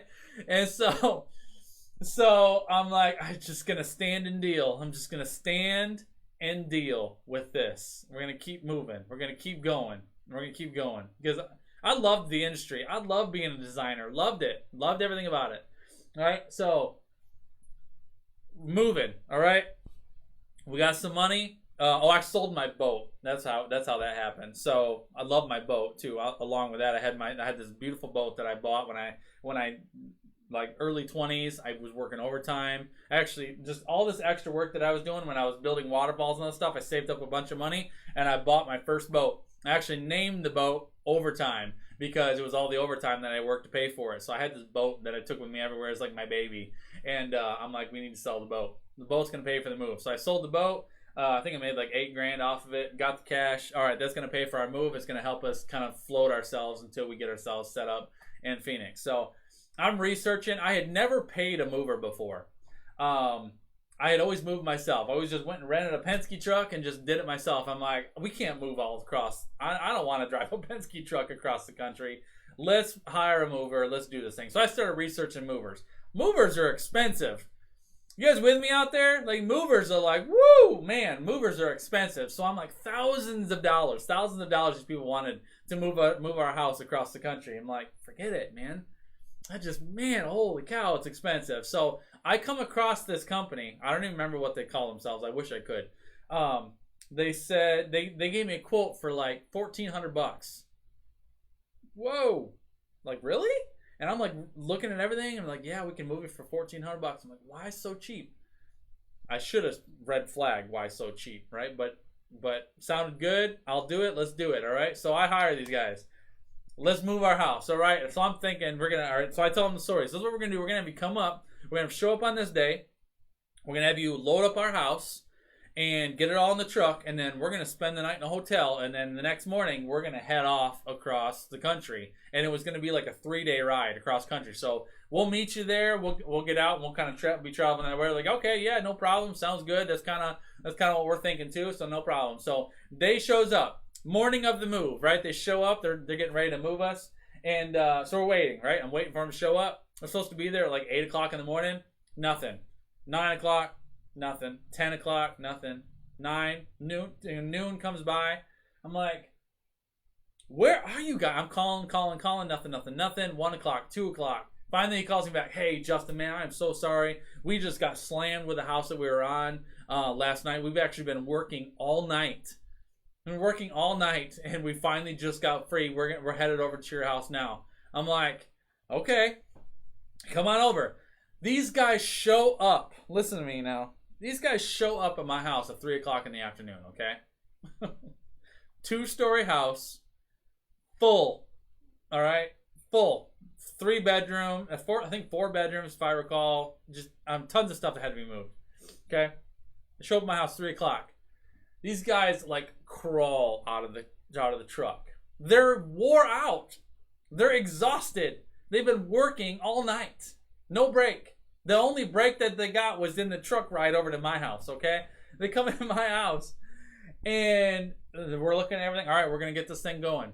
They move my house, all right? They work until 11 o'clock at night. They're there. I got spotlights up out in the driveway, shining in the truck so they can see what they're doing, packing the truck all up, getting it all loaded up. They finished packing right around 11 o'clock at night, okay?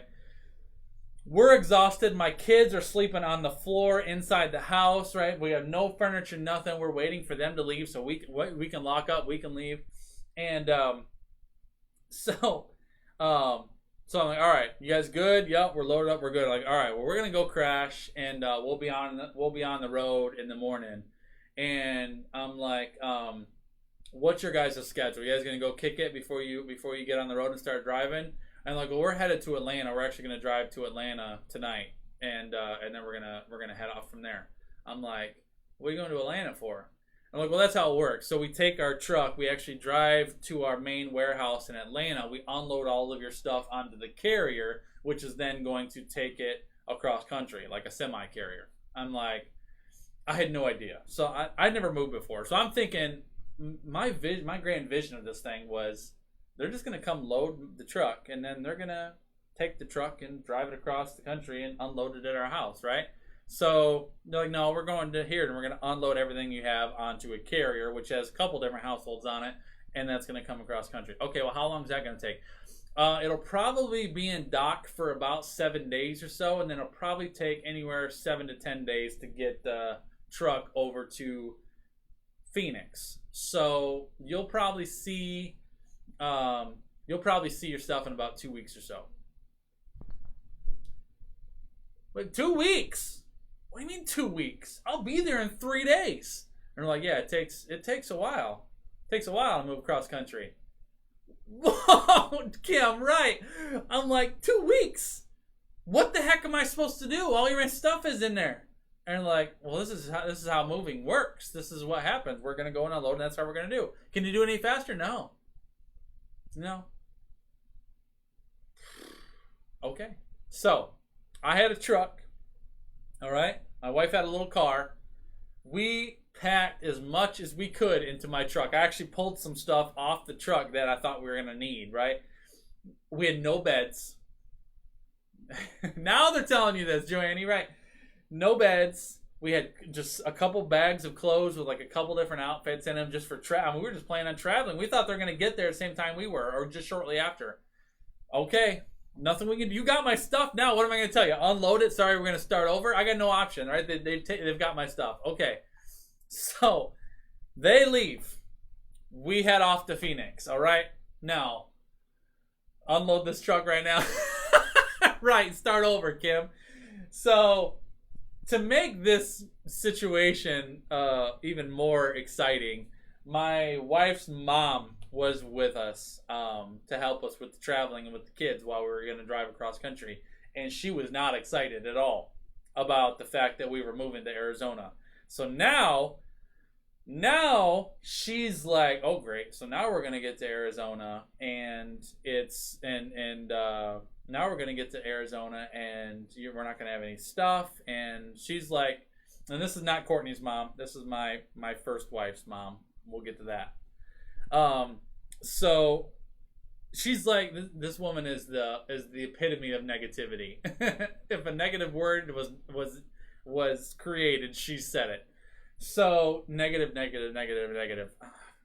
Get my head right. Get my head square, right? Windshield time, right? So we get out on the road. I've got my son in my truck with me, my wife and her mom, and they have the girls in the car with them. So we head off to Arizona. So we're driving. It is a trip, right? Now you get to like Texas, right? You get past like Dallas and stuff, and you get out into West Texas. There's nothing there. It's just dirt for forever. Anybody in West Texas? Who's here in West? Who's in West Texas or has been to West Texas? Yeah, that's it right there, Cam. Absolutely right. West Texas is just dirt. Like you pass the metro areas, and it just becomes dirt. All right, and so we're out there driving, and so that's what it feels like. There's nothing to see, dirt and dust. So we're coming from lush Greenville mountains, trees, water, beautiful, gorgeous, love the Southeast, right? And we're driving out of it into Texas, into West Texas, into dirt, into Arizona dirt, right? Southern Arizona. And so dirt. And for hours and hours and hours, that's all you see. Dirt. Dusty and hot and dirt. And all I'm getting, every time we stop for pee, every time we stop for gas station, every time we stop to eat, where are you taking us? What is this, where we're gonna live? What the heck are we doing? Doubt, fear, insecurity. Oh, it's just negative. I'm trying to save our lives right now is what I'm trying to do. I'm trying to deal with all we have, the only option we have. That's what I'm trying to do. The only one. What are your options? What are you trying to do to fix this thing? Right? And then mother-in-law, same thing. I can't believe he's taking you out here. I can just imagine the conversations that were going on in the car. Anyways, long story. We get to Phoenix. We settle in. We get ourselves a house. I go to work. Now, I find a house in Surprise, Arizona, which was a 26-mile distance from my office. Nobody told me that the loop on the north end of Phoenix was probably the worst traffic outside of LA, and that I'd be sitting in traffic for an hour and a half every day. Hour and a half commute each way going to my design firm. I thought 25 minutes, I can roll with a 25-30 minute commute. Wrong. Hour and a half commute, back and forth. All right? So so we do it. We roll, we get out there, we get going, okay? Not a good move on my part. I didn't tell my wife at the time. I didn't tell her that I was on a 4-month salary and that it was cut off after 4 months. I told her this is what they're going to pay us. I didn't lie to her. I just didn't tell her everything. Just told her this is what they're going to pay us to get us started, and then a commission's going to kick in, and it's going to give me some opportunity to get grounded. So 4 months went by like that. And in this place, man, this place sold me a song. Man, they sold me a song about how successful the business was and how busy they were, and they have a whole firm full of designers. They did have a whole firm full of designers. That was the truth. But what they didn't tell me is that um majority of the designers there had um they had been there for years. Like they were established there. They'd been there for years. They knew everybody. So what they told me when I came in, I was the youngest designer. All right, again, came in, and they said, all right. So everybody has certain builders that they work with, certain architects that they work with, certain designers that they work with. So this is the list of all the designers, architects, and builders that are off limits, and who in our firm is already working with them. So if you see a sign, if you go to a meeting, if you see a house, or you hear about a new job opportunity that's coming up, if it's being done by any one of these people, you can't touch it, because those designers, builders, and architects belong to your peers here in the office. So aside from that, the market's fair game. Like, okay, guess what? That was 99% of the market, Allison. 99%. Everywhere I go, they're on the list. Somebody was on the list, and I could not find anybody that was not on that list. And I struggled, and all I could find was remodels. I could not find anything new construction, because all the new construction was taking all these people. So I mean, I was reaching out to all kinds of different communities, all kinds of. I was getting as creative as possible to try to find anything I could drum up, and all I could find was low volume, small remodel projects to keep me going. 4 months went by fast, all right? And at the end of 4 months, I realized there's no way I have even near the volume that I need to sustain the income I need to just meet my basic expenses around here. I was like 2 weeks away from my last check that I was going to get, and before I rolled into full commission. I'm like, this isn't going to work. And I started looking at all the other people that I was working with, and some of these designers that had been in this firm for years. Like, some of them been there like 15 years. One of the guys is in his 60s. And I look at him, and he's got no 401k. He's living paycheck to paycheck. He's not thriving. He's struggling. Everyone I'm looking at, I'm like, you guys nobody's thriving. This is not a thriving environment. And it's when it hit me. I'm like, I gotta leave this industry. It's not working. And I love it. I love the work I do. I love what I do, but this isn't gonna work. I gotta find something that can give me some stability. I gotta make it shift. 4 months after I moved across country, let me go home and tell my wife again that this job isn't gonna work. Now, that's the first time, that particular time, that moment was the first time in my life that I felt like a failure. I felt like there's a common denominator here with every one of these circumstances, and the common denominator is me. That's what I felt. I felt like I'm the problem. Why do I have an inability to be successful? Why do I have an inability to have stability? And I'm, what is the problem? Why can't I make this work? And I struggled, and I wrestled with that. Windshield time, a whole bunch of windshield time, back and forth and back and forth and back and forth. And finally I'm like, no. You know what? No. Because everything that I've learned, everything that I have developed, my skills that I've developed, the people that I've met, I developed tremendous leadership ability. Every single one of these people every single one of the business I work for, I learned a ton about business, a ton about marketing, a ton about branding, a ton about client relations, a ton about just so many different avenues of business that I learned so much about. What's up, David Dubay? So good to see you, buddy. Thanks for coming in, man. But and for all you guys that maybe have come in a little bit late, this is just Justin's story. I'm just sharing my story with you. We've been on this thing for 97 minutes so far, all right? So I'm just talking with you. If you guys gotta go, roll, all right? But I'm just sharing my world with you, all right? So I appreciate you hanging with me. A ton of you guys have been in here since the beginning, and thanks so much, okay? So I'm like, you know, I've learned so much from all these different stages that I've been in. And here I am again. Next stop. What's the next stop for me? Where am I going now? You know? How the heck am I going to go home and tell my wife this isn't going to work either? This isn't going to work either. Again, right? When I've already heard it a million times from her, I don't know why you moved us out here. Right? I don't know why you did this. I don't know why you can't just get a real job. You know, a real job is what everybody kept telling me. And her family, you should have never left Michigan. You should have just stayed here where you had stability. You should have just stayed here where you had your family supporting you and surrounded you, right? Why did you have to leave? Why did you have to branch out? Why did you have to feel so why did you have to get so restless? Why can't you just be like everybody else and just go do the normal thing? Why can't you do that? I'm not built that way.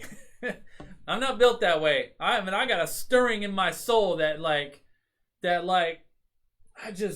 what's next, right? What's the next stop? So I did. I went home and I told my wife, I'm going to have to switch industries. I'm like, I'm seeing, and I just told her, I can't remember exactly how I explained it. I said, this is what I see. Everybody that works around me is stuck. They have no future. They're surviving. They're not thriving. They're surviving. They're existing. They're barely getting by. I'm like, I don't want to be that person. I'm not going to be that person. I'm young. I'm in my early 20s. I don't have to be that. I don't have to do that. There's something bigger, and this industry is apparently not going to take me there because there's just too much instability. I need to do something different. And then she asked me the golden question. What are you going to do?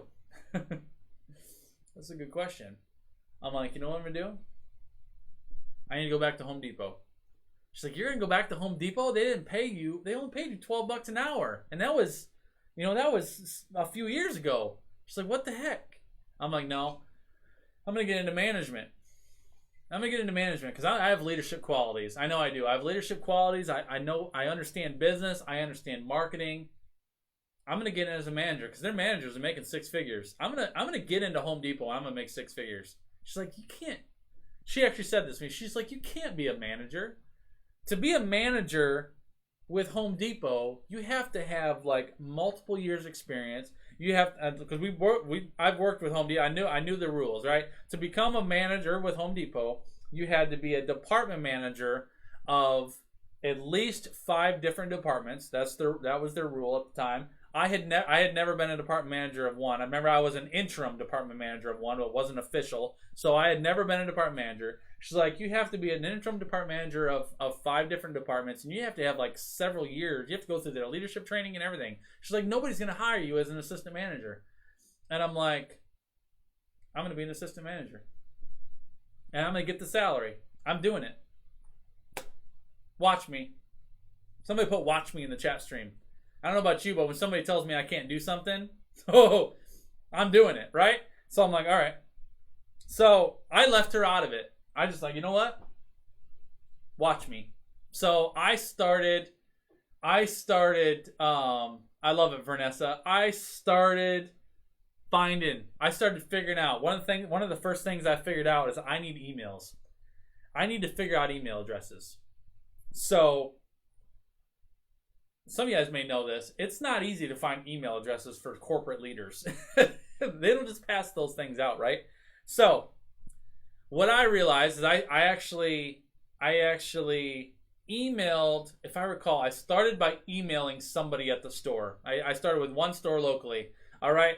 I emailed the store and requested some information. I got an email back to see what their domain was. And their email was firstname.lastname@homedepot.com. Firstname.lastname@homedepot.com. Like, okay, that's their format. I called up the store. I called up the store. I said, yeah, can you tell me what your store manager's name is, please? Yep, my store manager's name is this. Perfect. Thank you so much. Go back to my email. First name dot last name at homedepot.com. I sent the email. All right. Got a return. All right. And if it was like James, I did James, Jim, John, right? And I tried it. And I started getting a lot of failure, but then I hit the email. I got the right one. All right. Yeah, it's not Courtney. So I got the right one. And so I'm like, okay, perfect. So in Phoenix, I can't recall the number, but there's probably in the vicinity about 35 different Home Depot stores just in the general vicinity of Phoenix, okay? I found every single store manager of every single Home Depot in Phoenix and started emailing them. I made a full email list. I attached my resume, listed my qualifications, told them what I was doing, and sold myself as your next assistant manager. Sent it to every single store manager in the entire market. Didn't get one reply. Followed up. 3 days, 5 days, 7 days. Follow up. Sending these people emails like crazy. All right? Couldn't get anything. I started getting a couple emails from HR managers said, we received your resume. We'd like to interview for a position that we have here in the store. I went to 3 different interviews. One of them interviewed me for a cashier. One of them interviewed me for a garden associate working outside, and another one interviewed me for a lot attendant position that catches carts for $7 an hour. 3 stores. That's all the response that I get. Okay, so it's funny when I think about it now. So no response. I kept emailing. All right, I get a phone call. Hello, Justin. My name is Paul Fuller. All right, Paul Fuller. I am a corporate recruiter from Home Depot. I am stationed in Atlanta, Georgia. All right. He goes, I'm a corporate recruiter, and there's been a lot of buzz about you going on. Several of our leaders in the Phoenix market have received emails from you, and a couple of them have forwarded your resume to the corporate office for review, and they would like us to reach out to you. He's like, so I'm a corporate recruiter, and what I do is I am a talent finder. He's like, I find talent for our next leaders for our Home Depot stores, and he's like, I'd like to talk to you. I said, sweet, I love it, right? So I talk to him and I tell him my whole story. He's like, all right, cool. He's like, well, there's some openings. There's some openings, but we need to send you for an interview. What do they call it? Retail. Let me see. Retail. Yeah, it was RTA is what they call it. RMA. Retail manager assessment. He's like, we need to send you this to this RMA. Can you do this? It's going to be up in Prescott, Arizona, which is north of Phoenix. So you drive up there, you're going to go to a Home Depot store, and there's going to be a process you're going to go through for this interview. Sure, no problem. Let me go do it. So went and did the RMA. They test you on, you do like these different tests. You do a customer service test, a business acumen test, leadership test, profit margin test, and then you get an interview. So there's 4 tests altogether, and then you get a one-on-one interview. So there's 5 scores altogether. Your scores are put together and give you one whole score. So if you score poorly on one test, you can offset it by scoring well on another. So it allows people's strengths and weaknesses to kind of balance out, right? So I go through these 4 tests, and I do the interview. I get all done, all right? So Paul's like, well, you'll give it some time. There was like 35 people or so that went through the RMA with me at this particular store. He calls me the next day, Justin, we got your scores. You scored first in your class, number 1 score out of anybody. I'm like, sweet, I love it.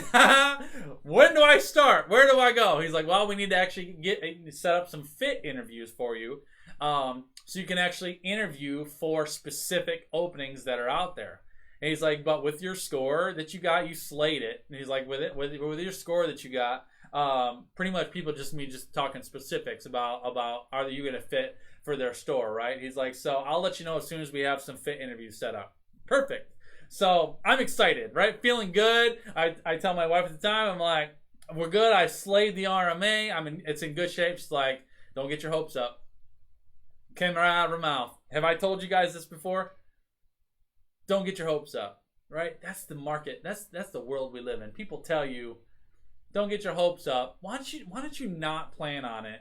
That way, if it doesn't happen, you're not hurt, and if it does happen, you're pleasantly surprised, right? She's like, don't get your hopes up. I'm like, my hopes are up. My expectations are up. I'm getting this job. And so, I called my HR manager of the Home Depot that I first worked at in Michigan. Her name was Paige. I called Paige. Paige is Justin Kappen. She's like, hey, Justin, what is happening? It's so good to talk to you. I haven't talked to you in years. I said, I just want to pick your brain for a second if you have time. She's like, yeah. I said, listen, I've been all over the country, man. I've been through a lot. Long story short, I'm getting back into Home Depot, and I'd like to get into management. She's like, as an ASM. So yeah, as an assistant. And wow. She's like, that's going to be a challenge. I said, I know, but I believe I can do it. So I just went through an RMA, and I slated. I got the best score out of anybody in the group. She's like, wow, good job. And I said, so my recruiters told me that I'm going to be going in for a fit interview. What does that look like? And she's like, oh my gosh. She's like, you've got the job.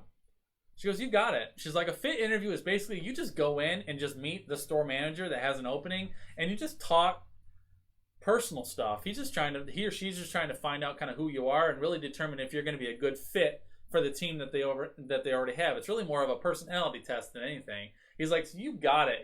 She's like, the hard stuff's the over. The RMA is the hard part. Fit interviews are a piece of cake. She's like, so yeah, go do your fit interview. I can't wait. Let me know and keep me posted.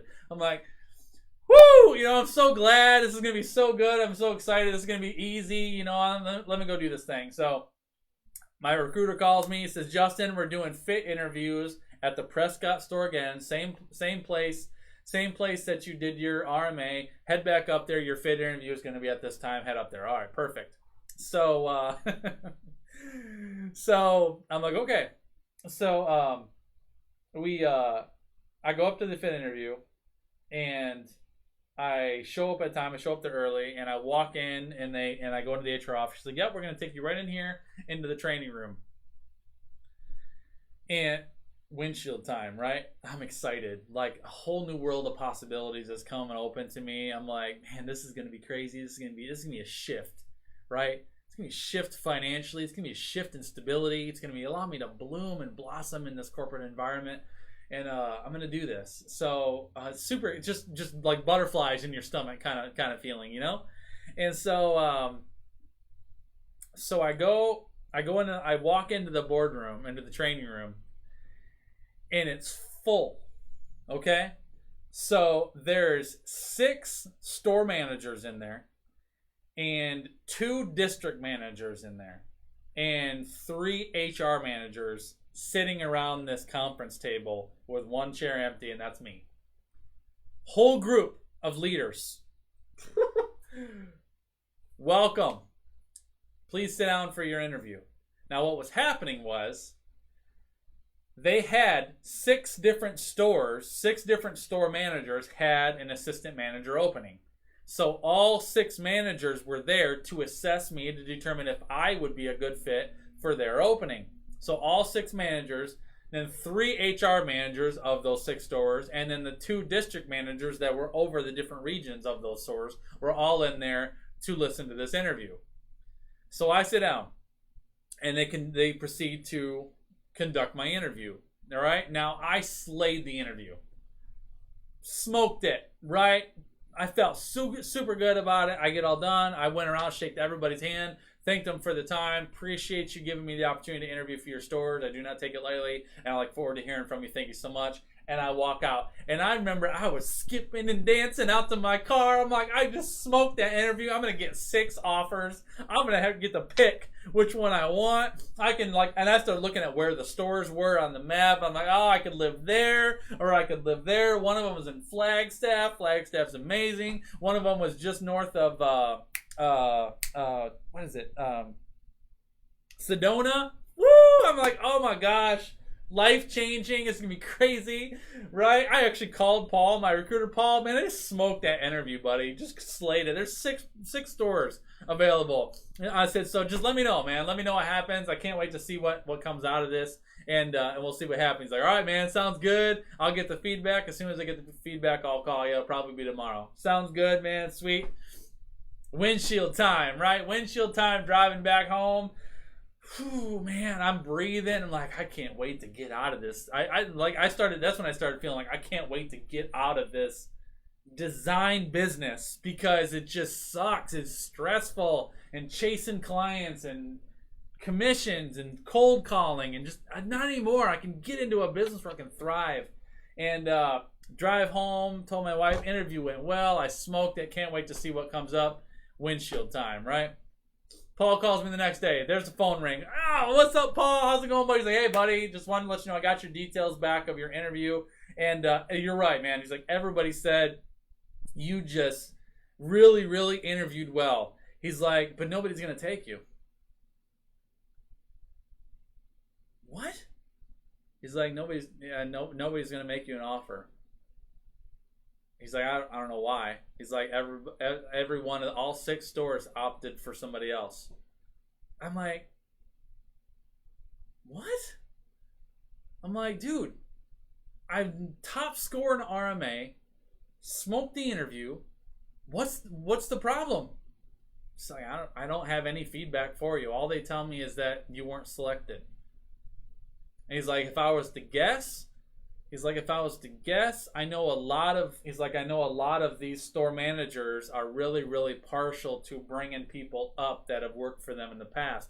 He's like, and a lot of the people that you were interviewing with were internal candidates. They were people that already worked for Home Depot. And so even though your qualifications were a little bit higher and your score was a little higher, they're a little bit more interested in promoting somebody that's worked for them already and worked up through the company versus hiring somebody externally. He's like, it tends to work against you.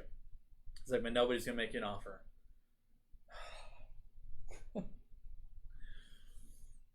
You just feeling this pain for me right now? You mad? I mean, this was like weeks of work, like, and not just work, but like, I mean, I reached out to everybody I knew, everybody I could possibly think of to get a hold of, to get in front of, to get an opportunity with, everybody, and Home Depot was the only thing on my mind. It's the only thing that came to my mind that the guy told me, you can do this with Home Depot. And he was like, you can do it. He goes, and now here I am.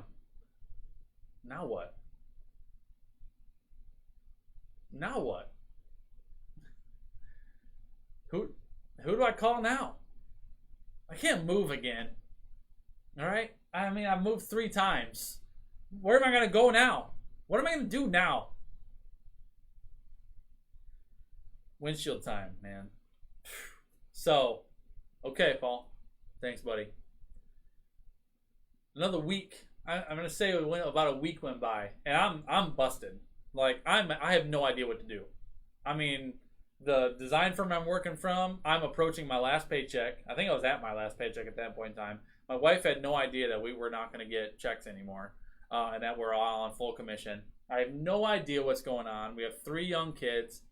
I'm like, I get a phone call. All right. I get a phone. See, David, I think a lot of you guys can relate to this stuff, right? And I don't know what to do. So I get a phone call. Justin, my name is Pat. Pat, I can't remember her last name. Doesn't matter. Pat. She's like, I'm a district HR manager in the Phoenix region for Home Depot. So okay, hey Pat.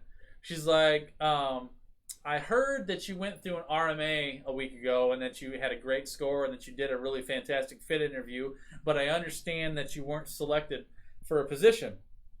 I said, yep, that's correct. She's like, well, we have an opening in our market that we'd like to interview you for an assistant manager. Would you be interested in coming in for an interview with our district manager, Donnie Sanchez? Absolutely. Tell me where to be and when to be there. Tell me, be here at this time, show up, we'll do your interview. Great. Okay. It's another fit interview. Basically, they use my same RMA score as another fit interview, okay? Okay. So I go to the store. I go to Home Depot store, Southeast Phoenix. I show up on time, walk up. There's Pat. I meet Pat. She's like, come on up. Justin, Donnie will be up here in just a minute. So completely different situation. I walk into the training room. Nobody's there. Me and Pat walk in, and it's just the 2 of us. Okay? And we're sitting. She's like, we're going to wait for Donnie. So I'm just talking to him for a minute. Here comes Donnie Sanchez. No. I'll tell about Donnie in a minute. Donnie walks in. He's on his BlackBerry. All right, this is BlackBerry days. He's on his BlackBerry. He comes walking up the stairs. Pat's Pat on the back. He's like, "Hey, Pat, good to see you." Does not acknowledge me. Doesn't even look at me. Walks down to the end of the conference room. Sits at the end of the conference room table, and just sits back. And he's on his BlackBerry. So I'm sitting at this table. Okay, Pat's sitting here on the end. I'm sitting with her, and Donnie's way down there at the end of the table. Okay, I'm sitting there. Pat's like, "All right, Donnie's here. We're gonna go ahead and proceed with this interview, Justin." So I'm sitting here talking to Pat while she's interviewing me. Donnie's over here at the end of the table. Okay, I go through this whole interview. I answer the whole thing, go through all the questions, do the whole thing. I felt very secure about my answers and about my interview, and I knocked this whole thing out. And I get all done. She's like, "Okay." She's like, "All right, well, that's it for our questions, Justin. Do you have any questions for us?" And yeah, listen with your face, Donnie. I asked her a couple of questions, and it was pretty simple. And I kind of found out what they were looking for. They wouldn't tell me where the store was that they needed an opening, but they just kind of told me what they're looking for. I said, "Okay." And so Pat's like, "All right." She's like, "That's all we have for you, Justin." She's like, "Donnie, did you have anything you want to add?" So I turned and I looked at Donnie, and he stops and he looks up to me, and he sets his phone down on the table, and he sits up to the table, and he goes, "All right, I get it." He goes, "You worked in construction, you worked in kitchen design or something, you've lived in Georgia, you lived in South Carolina, now you live in Phoenix, you've spent all this time in the kitchen industry and cabinets and all this stuff." He's like, "I understand all that." He's like, "How exactly does that make you qualified to run a multi-million-dollar store for me?"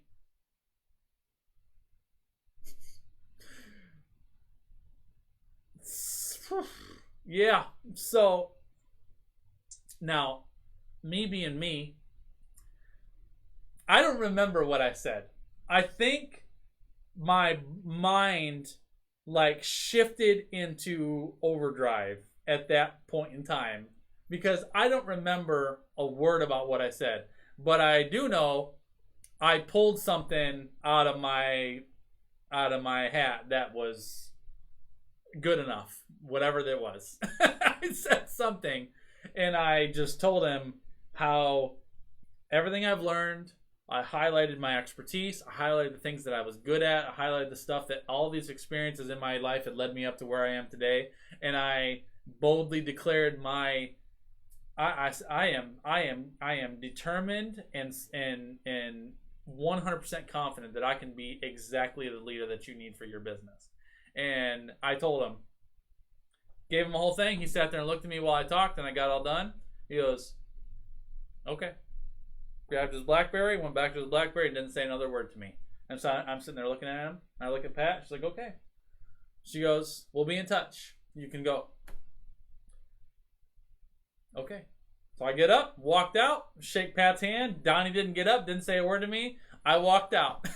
Okay. Yes, that's exactly it, Kim. And I think the Holy Spirit just spoke through me. I walked out, and I felt terrible about it. I'm like, "This is the worst interview I've ever had in my life. Like, this guy hates me. Why even call me in here? Why even let me go through this? And he was a doubter, man. He was a doubter. He didn't see it. He didn't see it. So I walked out. I go get in the car, and I called my wife, and I'm like, "I don't feel good about it. It didn't go well at all. This guy hates me. He has no interest in hiring me. This is crazy." So yeah, I don't know. Yeah, I'm not getting my hopes up. So so I go home. I get a call next day from Pat. "Hi, Pat. It's Justin." Or "Hi, Justin. It's Pat." She goes, "Just want you to know, great interview yesterday. You did a really, really good job. And we'd like to consider you for an assistant manager opening that we have in Show Low, Arizona." And I said, okay. We're getting somewhere. She's like, "Do you know where Show Low is?" I said, "No." She's like, "It's about It's about 4 hours straight up the mountains north of Phoenix. It's way up the top of the mountains. Beautiful area, but it's very, very secluded. It's out in the middle of nowhere. I don't care. What am I doing? She's like, well, we need you to go meet the store manager, and we need to kind of do a fit interview with him. And we're like, okay, when can you get up there? I'll get up there today. I'll drive up there tonight. So I got in the car. Windshield time, 4 hours up the mountain to this Show Low, Arizona, right? And it's way out in the middle of nowhere. And so I drive up there. I go in for my interview. I go and meet the store manager. His name is Robert. And come in, meet Robert. Robert's super cool, super chill. I go and sit down in his office and talk to him, and I'm telling him his whole thing.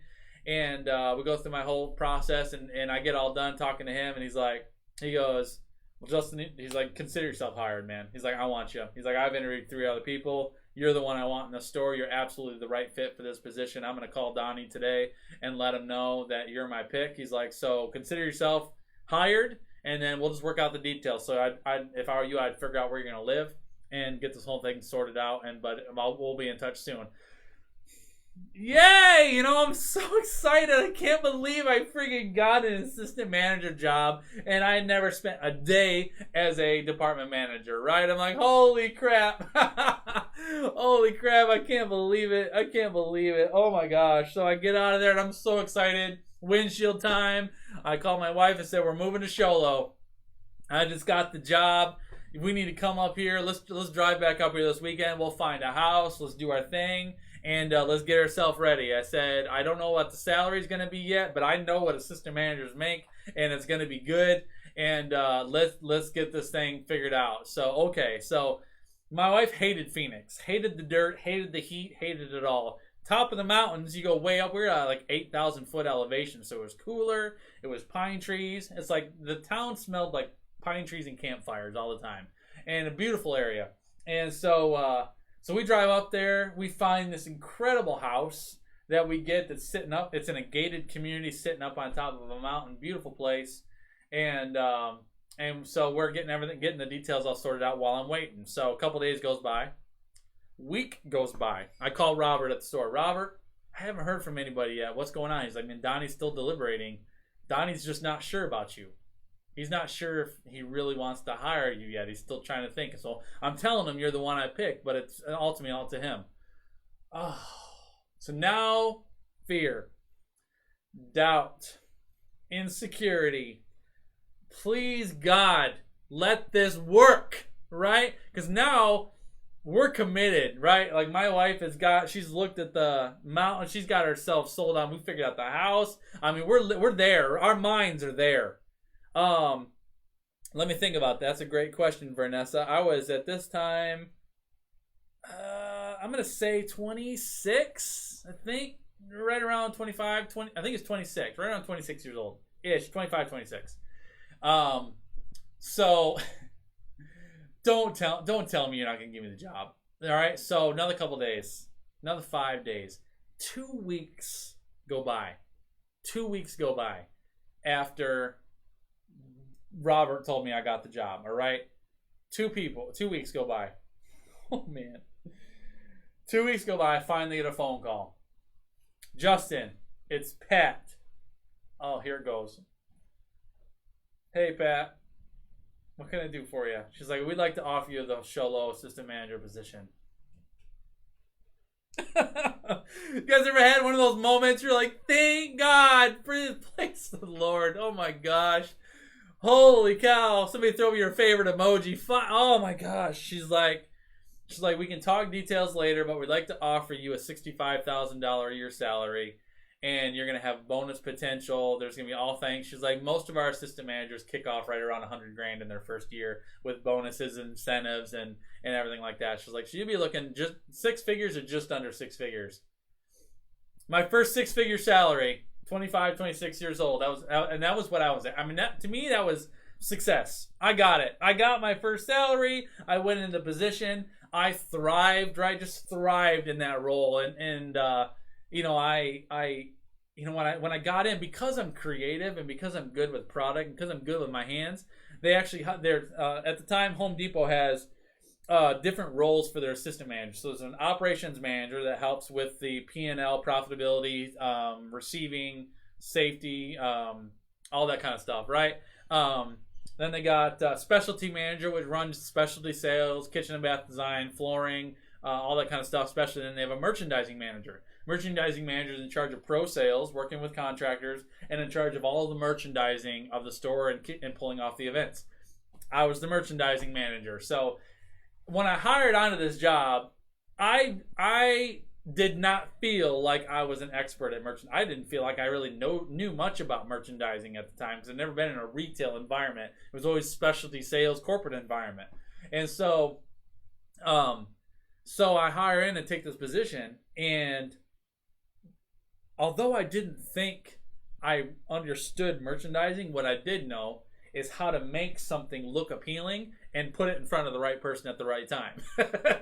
So I started merchandising the heck out of this store. I started changing stuff up, getting bold, doing events, engaging our contractors on a way that nobody ever had before, and our business went nuts. Like, we blew up. And Donnie, famous Donnie, starts coming up and visiting our store more often to see what was going on because he was tracking our results. And he's like, did you do this? And of course, Robert, my boss Robert, was amazing. He gave me all the clout. He's like, Justin is turning this place upside down. He goes, the stuff that he's doing, the events he's doing, it's all him. The results that you're seeing are him. And Donnie's like, cool. He's like, we'll keep up the good work. After being in position for 6 months, 6 months in my role, Donnie, who is the district manager, so Donnie was stationed in Phoenix, and Donnie ran 11 stores. Ours was one of them. But then there was one in Payson, Arizona, and then there was 9 of them in the Phoenix market, right? So 11 stores altogether. He ran all 11 stores, okay? So 6 months of position, Donnie calls me up. He's like, Justin, I'm super impressed, man, with what you're doing with the merchandising up in your Sholo store. He goes, I'd like to make you the merchandising captain of the district. And he goes, I've never done this before. He's like, usually our store managers, we make our store managers captains. So we let them own something. He's like, but what you're doing, I need you to teach my other ASMs how to do it. He's like, so I'm going to make you the merchandising captain of the district. And what I'm going to do is once a week, I'm going to have you drive down to Phoenix, and you're going to spend a day with me going and walking each of the stores and working with the merchandising ASMs in each of the stores so that you can teach them your techniques and what you're doing with merchandising. And hopefully we can spread a little bit of what you're doing in Sholo throughout all these stores. So I'm like, sweet, right? I get some windshield time. I get some face time with Donnie. I get to teach and coach my peers and really become a leader in the market. And so I did it. Started going down, started growing, started building relationships. He started having me come to all the store manager meetings, even though I was an assistant. He started grooming me as a leader. All right, 11 months later, my store manager, Robert, decided he wanted to move. He's like, he had been in Sholo for 3 years. He's like, I'm done with Sholo. I'm going to go to Colorado. He's like, I'm going to get out of here and I'm going to request a transfer. And I'm like, I want the store. He's like, Justin, they're not going to give you the store, buddy. He goes, they're not going to give you the store. He's like, you've only been an assistant for 11 months. It actually was only 10 months at this time we were talking. He's like, you've only been an assistant for 10 months. He's like, not only have you only been an assistant for 10 months, but to be promoted as a store manager, you have to be you have to be an ASM of at least 2 roles, one of which has to be operations. You can't be promoted as a store manager unless you've been an operations manager, because you have to understand receiving, P&L, and all the operational aspects of the store. He's like, it's too soon. It's too soon. I'm like, I'm going to be the store manager, and I'm going to get the store. He's like, good luck. Okay. Good luck yourself. I called Donnie. Donnie, what's up, man? It's Justin. He goes, and by this time, Donnie and I formed a fantastic relationship, which I'll tell you this now. Donnie, to this day, was the best leader I've ever worked for, best boss I've ever worked for, and I love the guy to death. He's nuts. He's amazing, talented, incredible. He's now the Southern Division president of Home Depot. Super successful guy. So good luck. So I called Don. Donnie's Justin. Hey, I just had a talk with Robert. Robert's telling me that he's looking at doing a transfer to Colorado. And he's like, yeah. He's like, yeah, no, I'm aware of that. We're working on seeing what we're going to do with the store. I said, I want the store. And he goes, what do you mean you want the store? I said, I want the store. I said, you know what I'm doing around here. You know the impact of what I'm doing on the store. He goes, I said, I'm close with Robert. I understand Robert. Robert and I have worked on this place together. I am your best shot at maintaining the performance of the store as it is now because I won't change anything. We'll keep on rolling. You bring somebody else in here, they're going to change stuff, and they may change how I get managed, and it may bring the store down. Let me take the store. I can do it. He's like, well, you haven't even done a store manager RMA yet. I'm like, well, send me to one then.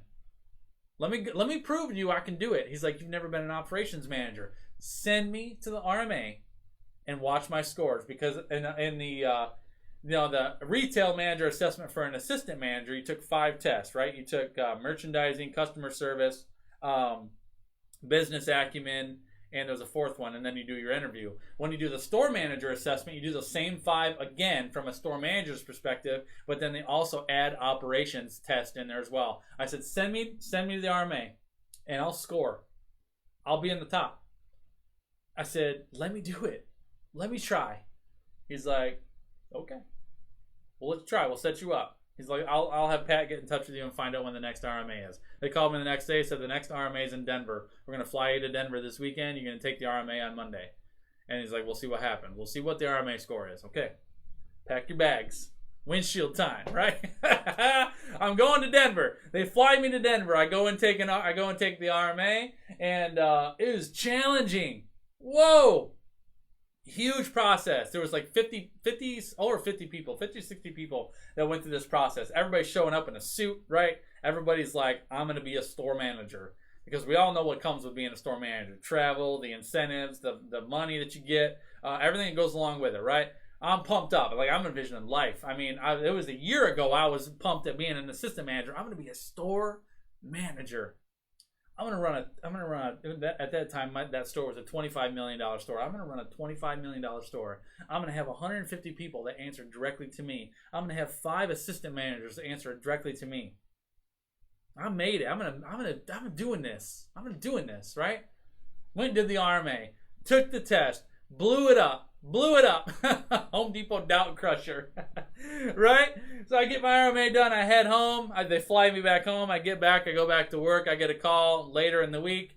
Pat, Justin, we got your RMA score. No, I'm sorry. It wasn't Pat. It was Robert. Doubter Robert. Robert calls me. Hey, I'm at the store. He said, Justin, you come back to my office. I'll be right there. I come back because I shut the door. I come out, I shut the door. I sit down. He goes... He's laughing. He goes, dude, I don't know how you do what you do, man.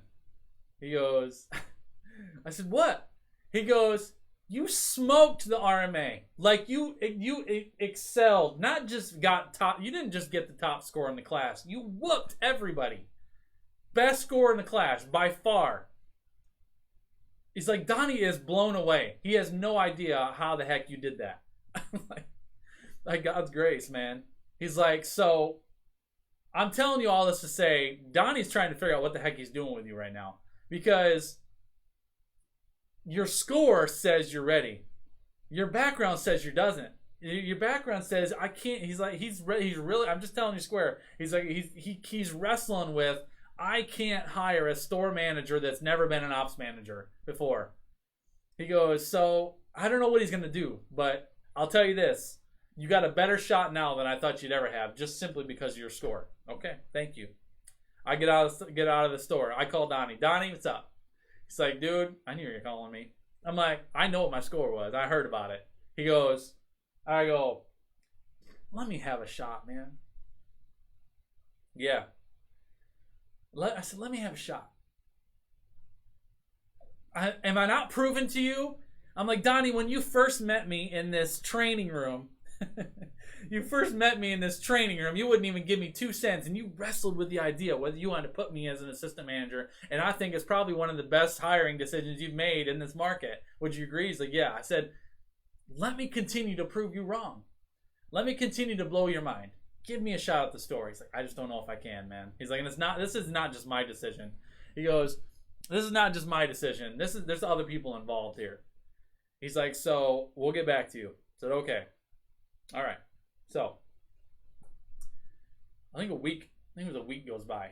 He's like, Justin, I'm coming up to Payson, it was a 2-hour drive from Phoenix, 2-hour drive from me. It was like middle ground. He's like, I'm coming up to Payson. Meet me in Payson tomorrow at 10 a.m. We're gonna come in and we're gonna talk about some stuff. Okay. Windshield time. I'm gonna get some windshield time. Headed to Payson. All right. So so I drive down to Payson and I come in, I sit down, and as soon as I walk into the office, him and Pat are both sitting there, and he's smiling ear to ear. And I go, I got the job, didn't I? He goes, I don't know how you do what you do, man. He's like, well, we're going to offer you this job. Amazing, right? He's like, let's talk about some details, okay? He's like, we're going to start you at an $85,000 a year salary, plus bonuses, plus your commissions, plus your incentives. He's like, you're gonna be doing well. He's like, this is it. You made it, man. He's like, this is the pinnacle. This is the job that most people work a lifetime for, and you've jumped some huge hurdles in your life to get to this way faster than anybody else. I don't know how you do it, but I am sold out to your success, and I know you're gonna be successful, and I can't wait to see what happens. Can't wait to see what happens. Sign on the dotted line if you're in. Job accepted, right? Store manager. Never been a department manager in my life. Was an assistant manager for 11 months and got promoted to store manager running a $25 million building, 150 employees, all right?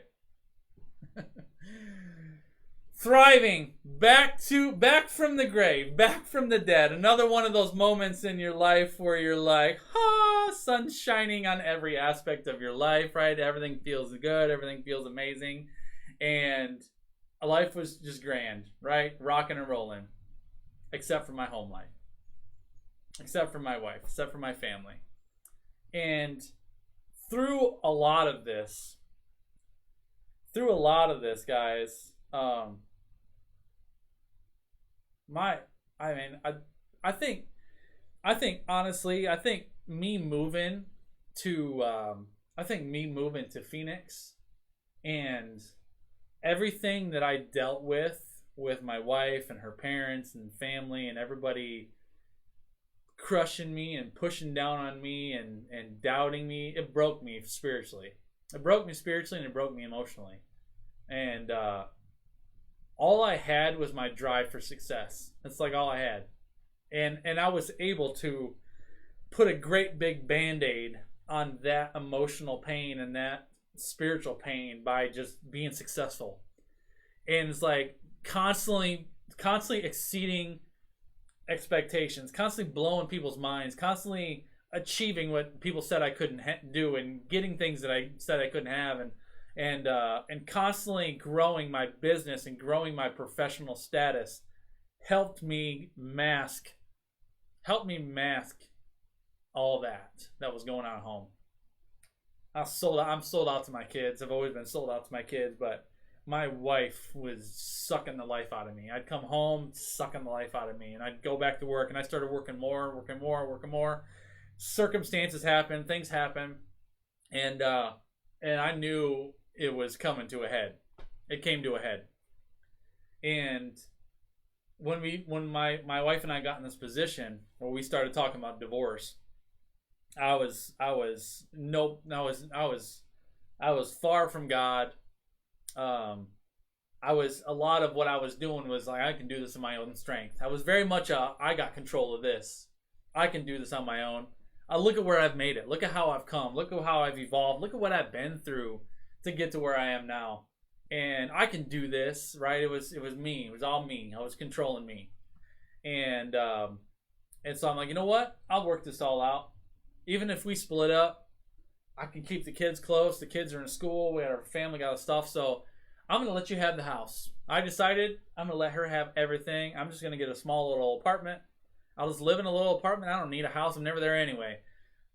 I'll get a small little apartment close so I can stay in touch and keep close with the kids. Let you have the house. we'll all just go on with life and everything will be fine. We'll just work through it. That was my plan, right? So we split up. We decide we're gonna move forward with splitting up, and she decides I'm not living in your town. She called it my town because I was the store manager. The building that I ran was the largest employer in the town, and I was like the mayor of town because I was the store manager of the Home Depot. Everybody knew me. I had a ton of connections, tons of influence in the town, and she's like, I'm not. She's like, I'm not staying in your town. I'm getting the heck out of here. I'm sick of following you wherever you go. I'm going back to Michigan. I'm taking the kids with me. She packed up her car, loaded up the kids. Her mom flew out, and she took my 4 kids and drove to Michigan. I went back to Michigan while I'm in Arizona.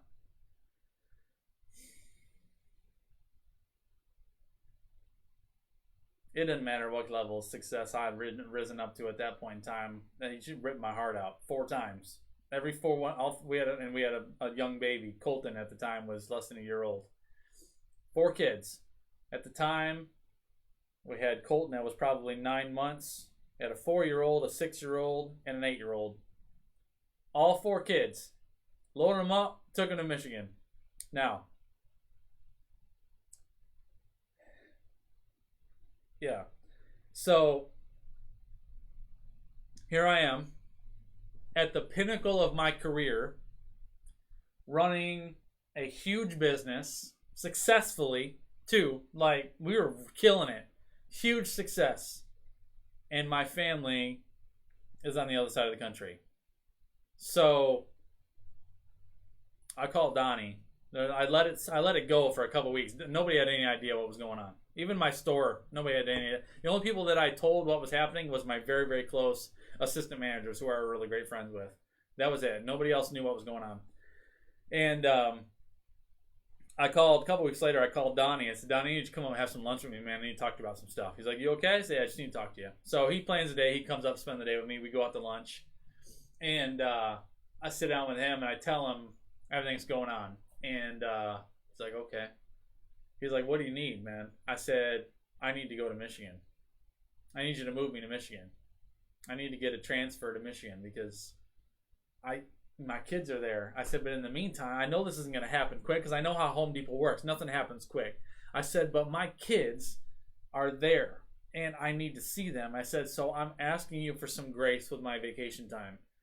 I need to plan time to go see them. And so what we ended up working out is he let me take a 4-day weekend once a month. 4-day weekend once a month. I'd fly out on... No, it's a 3-day weekend once a month. I'd fly out on Friday morning. I'd take Friday off. Fly out on... I'd actually have to drive to Phoenix, okay? So once a month, all right? I would drive 4 hours to Phoenix. I would fly out on Friday, fly home, which is, I think, a 6 or 7 hour flight. Fly home to Michigan. My parents would pick me up from the airport. They would take me home to their house. I would drive over and pick up the kids from my ex-wife's house, bring the kids home by Friday evening. I would hang out with them Friday night, Saturday night. I'd take them home Sunday morning. My parents would take me back to the airport. I'd fly back to Phoenix, drive 4 hours back up the mountain, go to work Monday morning. I'd do that once a month. So once a month, I'd get a day and a half with my kids. Once a month. That was the only time I was seeing them. Once a month. For a day and a half. While spending between $700 and $800 a month in plane tickets and travel to go see them. It's killing me. Donnie wasn't charging my vacation time. He's like, do what you got to do. Let's work this out. So in the meantime, I was trying to get a transfer to Michigan.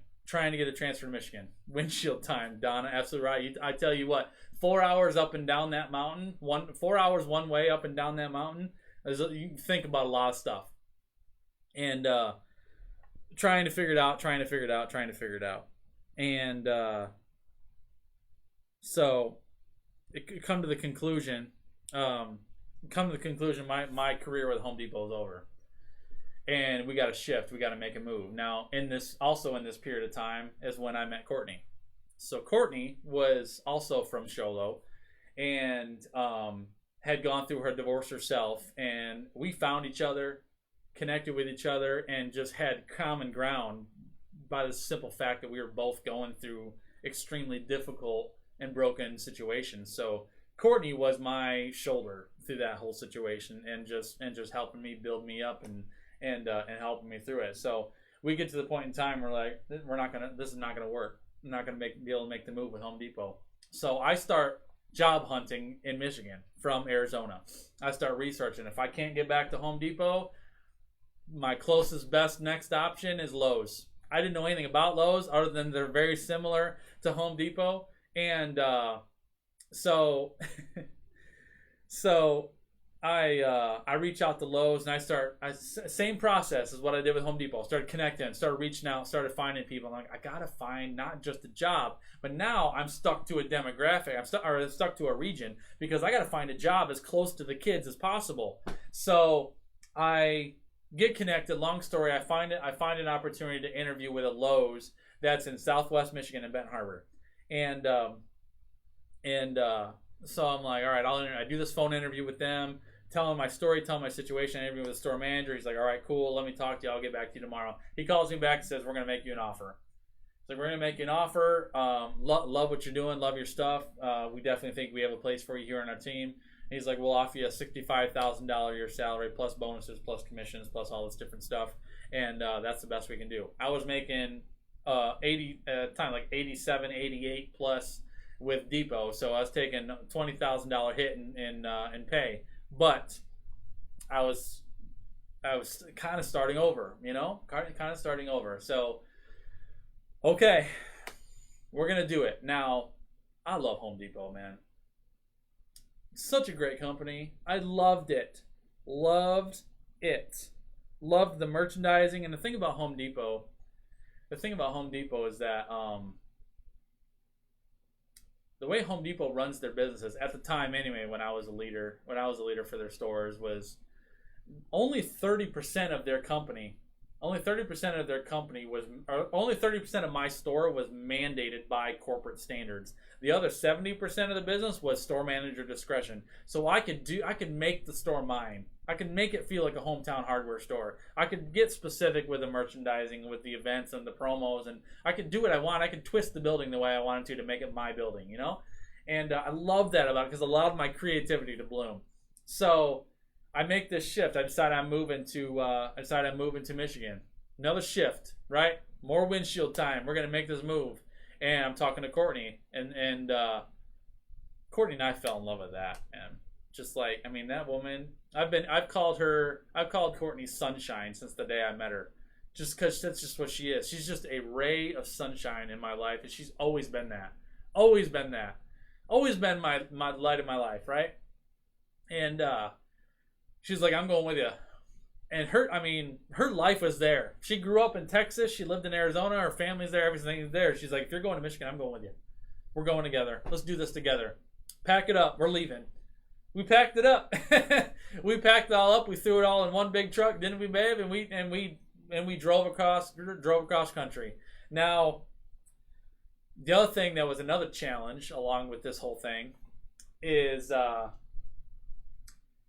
because my ex-wife moved back to Michigan, not only was she surrounded by her family, but she was surrounded by my family. And she interjected her venom into everybody. My brothers, my parents, my grandparents, my family, my friends. Venom. Lies. Garbage. Junk. And she turned my entire world in Michigan against me. Like, against me and Courtney both.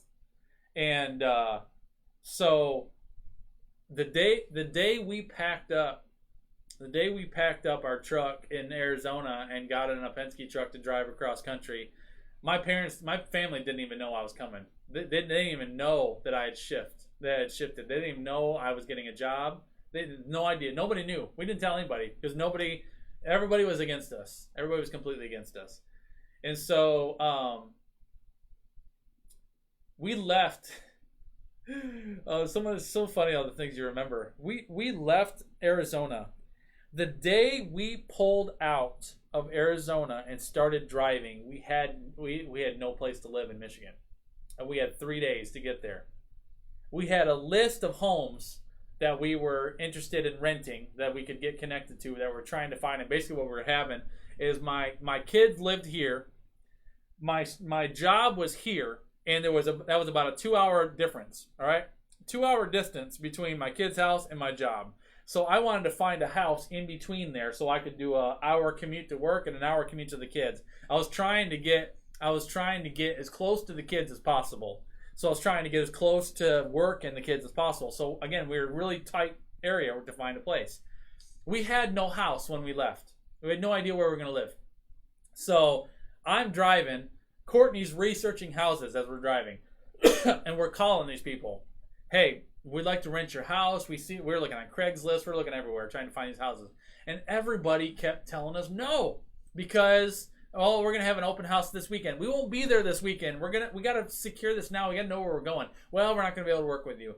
We find one particular home, perfect location, and we reach out to them, and we're like, we're very interested in your home. We saw it's just posted. The price is fine. We're like, cool. We'd love to have you come to our open house this weekend. So no, we're going to be there in 3 days. And we'd love to just secure it. I just need to secure it. We need to secure a home. Well, we want to keep it open to all the people that are interested because we need to make sure we're going to get good renters. I'm like, please. I can't remember what we said. I just remember begging to them, please let us secure this home. We need a home. And it took us 2 days. Like 2 of the days that we were on the road, it took us 2 days before we finally got someone to say, all right, we'll consider you as having secured the home. Let's talk when you get into town. Let us know. So we wired them a deposit. As we were driving, we actually got cash. And actually, we wired them money. I can't remember how we did that, babe. But I remember we stopped and actually wired them the deposit. I said, I will show you we're serious. We'll wire you the money without having even seen your house. We just need to secure a place to live. So we drove into Michigan. On the way in, we stopped at the store, went in, I signed paperwork, met the store manager, got started, said we need about a week to get unpacked and get going. We'll start work on this week. All right, no problem. And we drove to our house, pulled into our house, and we had it secured by the time that we got there. Right, unloaded, start over. Stress, man. Stress, pain. Rachel, my ex-wife, she actually, I can't remember how she did it, but she actually got court orders that the kids could not see or meet Courtney or have any engagement with her. So when I would spend time with the kids, I couldn't bring them home because they couldn't meet Courtney. She blamed Courtney for everything. Yep. They couldn't meet her. So I had to, when I would spend time with the kids, every day off that I would have, I got 2 days off a week. Every day off that I have, I'd drive to her house. I'd pick up the kids. I'd go to my parents' house, which is like a half an hour, and I'd hang out with them at my parents' house, and then I'd take them back home. We'd spend the night at my parents' house. Courtney would stay home. I remember a Christmas. There was a Christmas that I had. It was my year to have the kids for Christmas. This is in our first year. It was my year to have Christmas, and I couldn't take them home. I had to take them to my parents' house. My parents went to visit my brother in Alaska, so it said you can have the house to yourself, celebrate Christmas here at the kids' house. So I go and I pick up the kids. I take them to my parents' house. I take them to my parents' house. My parents didn't decorate for Christmas because they were going to be gone, so the house wasn't decorated. I went and bought a pine tree, put some lights on it, try to create some festivity for the kids. And we had an ice storm that night. Right? We had an ice storm that night. And the power went out. It was freezing cold. Power goes out. Christmas Eve. I can't even tell you what year this was. Christmas Eve. Power goes out. Freezing cold. And I'm there alone with my 4 kids. And so I actually moved all the kids into the living room. Into one living room that had a pretty good sized opening. I moved them in the living room, got every candle that I could find, lit every candle I could find in the room, and hung a sheet over the opening of the doorway to try to keep the heat in the room because it was so cold in the house. And I tried to maintain the heat with the candles in the room. and I brought the presents that I had bought for them for Christmas in that room, and we hung out. We opened presents on Christmas morning together. We played together, played games, and I tried getting really, really, really creative as to what I could do to entertain these 4 young kids on Christmas morning when I have a house that's an hour away that was warm, fine, decorated for Christmas, and there for us. But I couldn't take them home because the kids couldn't hang out with Courtney. So I went through Christmas, no heat, no lights, and through this huge storm, right? That's what it felt like my life was like at the moment. It felt like a giant storm. And so Lowe's, I excelled, went about my business as I usually did, right? Excelled in it. They moved me through 3 different assistant positions because I mastered the one, they made me another one, mastered that one, they made me an ops manager. I was in position for 10 months, and they sent me to store manager training. They sent me to store manager training, flew me down to North Carolina, put me through a 6-week program to become a store manager. I was an assistant manager with Lowe's for 13 months. 13 months, and they opened me up to interview for store manager positions. So I had positions that I was available. I had one particular store that I was looking at. That's in Battle Creek. Battle Creek is 30 minutes from my kid's house. And so I'm like, if I get that store, we can buy a house there. We can settle. We can get some roots planted, and we can be close to the kids. So it's not going to be all this driving anymore. No more windshield time. We can actually start to set up a life a little bit, right? Over this process too, we also mended relationships with my parents. My parents met Courtney and got to understand the truth behind everything that happened, and we got to overcome a lot of the lies. I mended relationships with my brothers, with my family, and restored a lot of what had been damaged over the long period of time. And so I went after the store in Battle Creek. I ended up getting it. I got promoted, took over my own store after 13 months as an assistant manager. They moved us, did a 100% paid for move. We bought a house. I got a low battery. I'm going to be careful. Better lose my... Yep. The serpent was finally exposed. That's exactly right. And a lot of what just transpired over faith and resilience and persistence in putting through our situation is just a lot of stuff came to light that I didn't have to project it. It just happened. And yeah, give me a second. I'm going to plug my phone in so my phone doesn't die. Hang tight. Take a breather. This is a 60-second intermission. Whoa, lost my light. Hold on. There we go. Let me plug this in. Just a second, guys.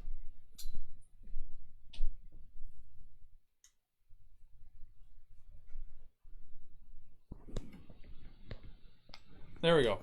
All right, we got power. All right, so I get promoted. Paid for move. They move us. Courtney and I find a house. We buy a house. Beautiful home. We're remodeling it, but tons of potential. Start my job. Love my job. And the only thing I'll tell you about Lowe's, I told you that Home Depot, I know, longest scope ever, right? I didn't expect to go for 3 hours today. That's why I relate to you, Keith, man. Absolutely right, buddy. Fighting for your family. So, Home Depot, like I said, business was 30% mandated by corporate, and 70% you could, business autonomy by the store manager. Lowe's is the opposite. Lowe's is like 85% mandated by corporate, 50% store manager discretion. So you can't make the business yours, They hired me to run it. They hired me to be an operator, and I was an operator. I was a leader. It was about the people. I couldn't touch the merchandising. This is what you do. This is how you set it. But I'm excellent at service. I'm excellent at creating brand recognition throughout my environment and getting people to know what we're about. I'm excellent at leadership, business management, business acumen. Those are my gifts. Those are my skills. And so I thrived. It was a big business. It was a $38 million business. I had 250 employees. And and I ran the business, and I loved my people. I'll tell you that, I loved my people. The business, I didn't. I can't say I loved it. That's why, guys, if you go into a Lowe's, every Lowe's you go into looks exactly the same. Everyone is exactly the same, because it's so much is more mandated by corporate. Home Depot is the opposite. Every Home Depot you go into has a different feel to it, has a little bit of a different style to it, because there's so much that the store manager has involvement with. And I missed that about that business, about being with Lowe's. I didn't have the freedom to be creative, and that was suffocating me a little bit. So, I go and I interview for this job for the store manager in Battle Creek, and I meet my boss at the time. And so before I even go into the job, I tell him, Matt, I said, this is my situation, man. This is and I gave him the short story of what I had been through in my life and what led me to where I am now. I said, I'm moving. I specifically want this store because my kids are 30 minutes away. Actually, it was 40 minutes from the store, 30 minutes from my house. 40 minutes away, man. I said, they're my priority. They're number one. The business will not come before them. Because I have been through a divorce, and because I am committed to being the best dad I can be. And my wife and I split, but I did not divorce my kids. I will not divorce my kids. And they are a priority to me. Their events are a priority to me. Their birthdays, everything that is important to them is a priority to me. So I need you to have some grace with me if you're going to hire me for this position, because I have parenting time on every other Friday. I have to get out of here early to pick them up from school. There's stuff that I have to do as a dad to maintain what I need to do. And they accepted that. They hired me, took me on position. I took the job, thriving again and moving. Business was blooming. Things were happening. Wounds were healing with the children.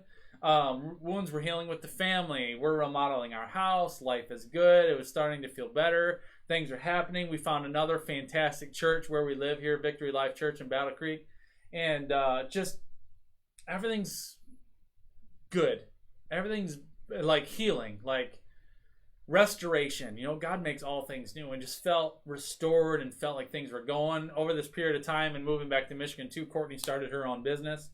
And we got connected with a network marketing company, and so she started making some money on the side, started building this business on the side, and I was helping her and working with her while I was doing my own business. And as the year went on, and we were there for just over a year working at that store, and I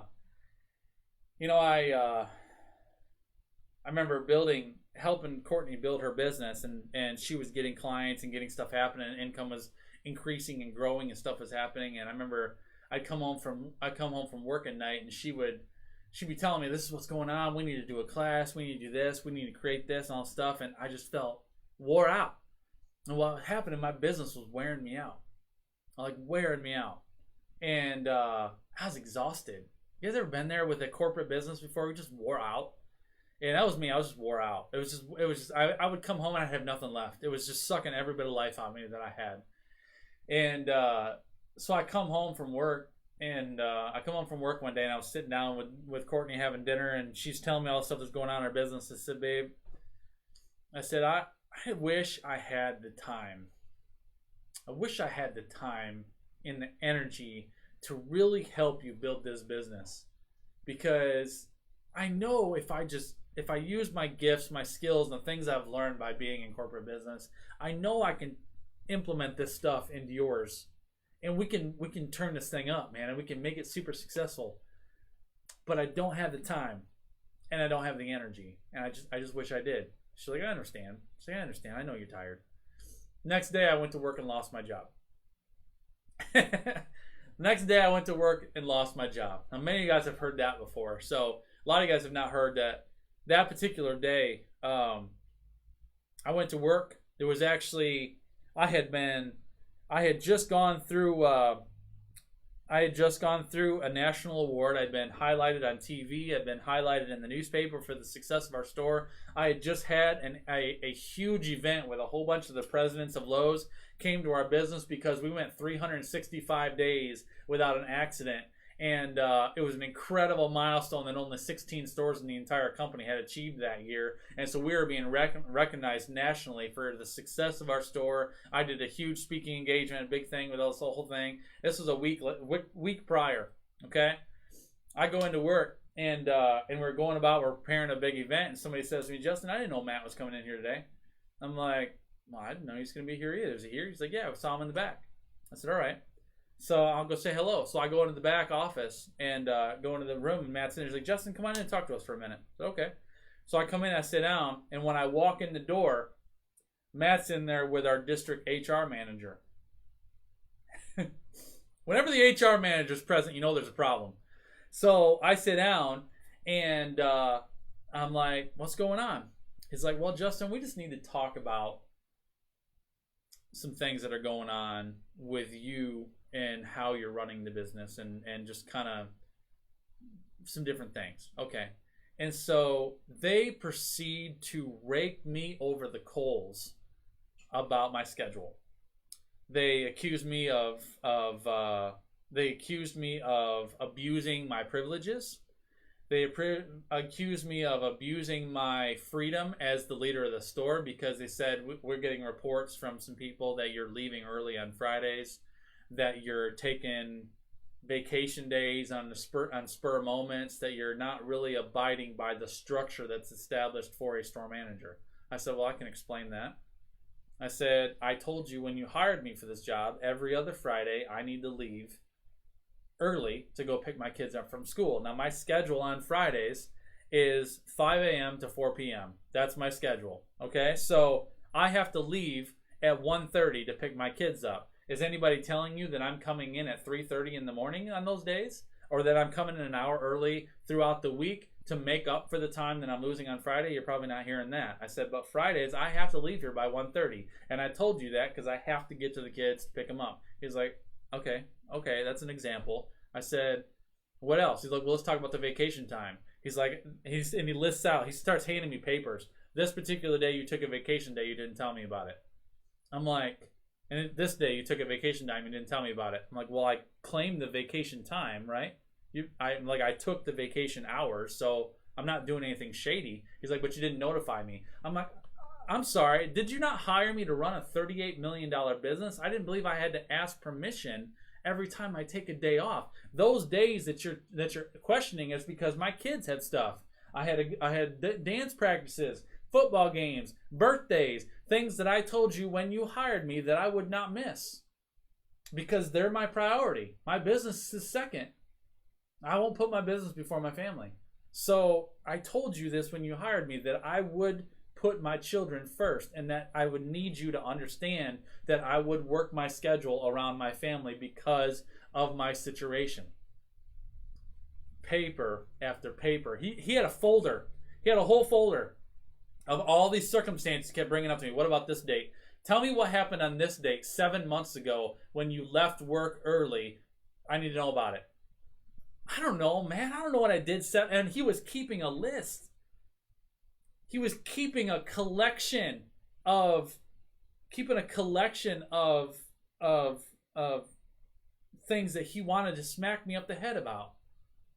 And I'm like, and he kept handing it to me. And I'm like, finally I'm like, what is this?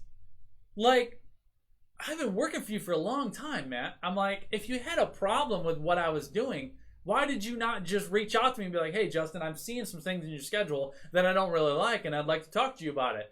Why are you collecting this little bag of nuggets to hand over and smack me up the head with and be like, here, this is what we have a problem? Why didn't you address it with me? Support your people, man. Like, I don't understand.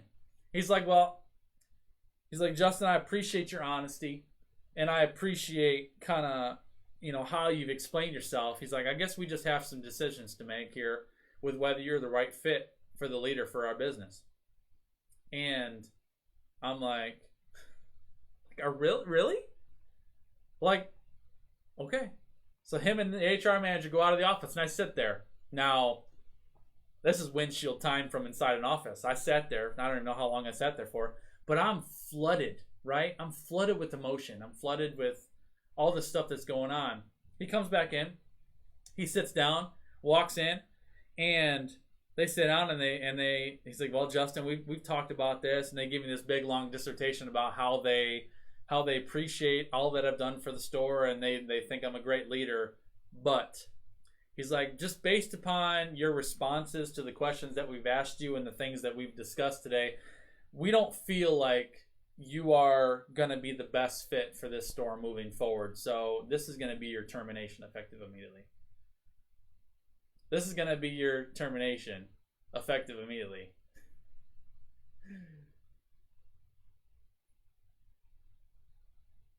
Like, I sat there.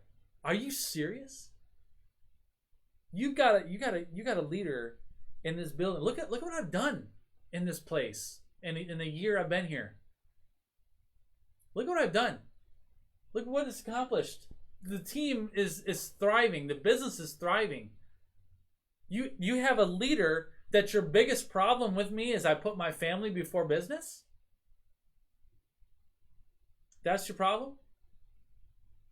He's like, this just isn't gonna work. Okay. Let me go clean out my office. So I walk up. He follows me up to my office. I load up my stuff, said bye to a few people, and said, they're going to move on. I guess I'm going to move on. And now I'll pick up. Some of you guys have heard this part of my story. Nobody's heard that. But I walk out, and I remember walking across the parking lot.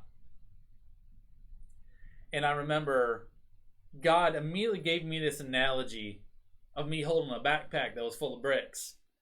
And as I walked across the parking lot, bricks were falling. Every step I took, bricks were falling out of my backpack. And by the time I got out to my car, the backpack was empty. And I took the backpack off and dropped it on the ground.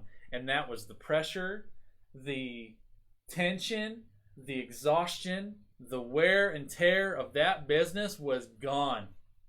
And I got in my car, and the first thing that hit me was everything. Georgia, Greenville, multiple interviews, moving to Arizona. Why do I go to Arizona? I think the only reason I ended up in Arizona was to meet Courtney.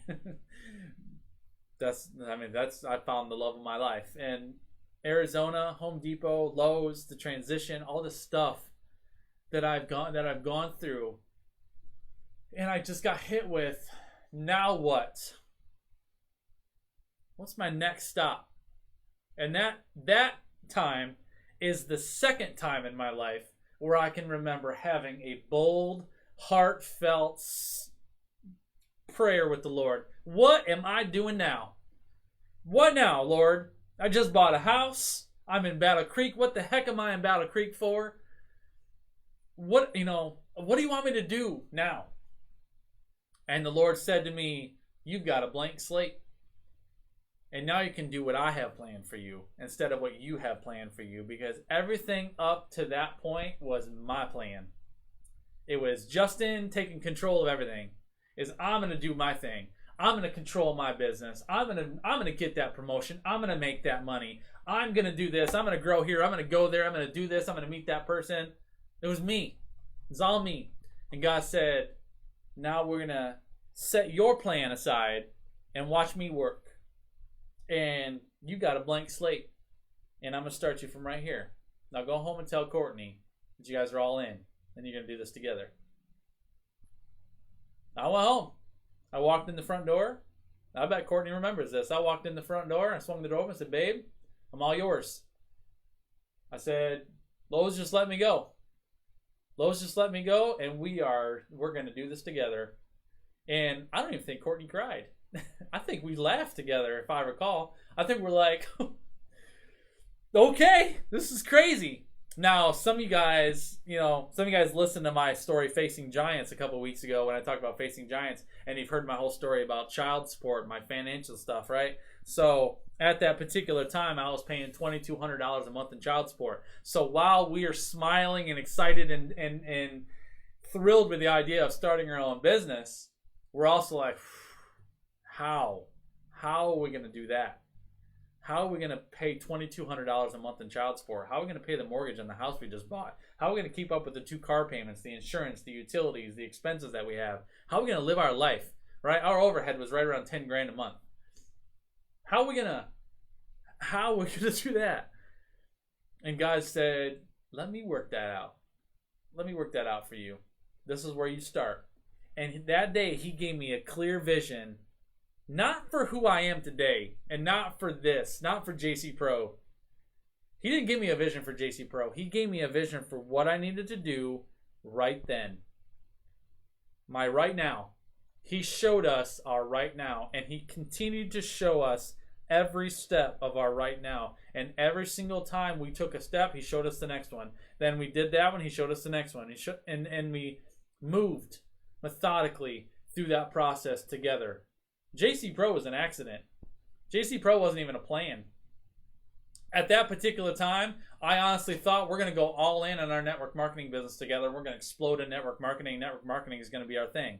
And my business structure and ability to coach people in business is just going to help our network marketing business. So we thought Courtney's going to be the product knowledge expert. I'm going to be the biz builder. So I'm going to focus on leaders and growing leaders and helping and growing our team. And that's what we started doing. But I started also implementing my own strategies and my own structure into our business. And our business went through the roof. It exploded.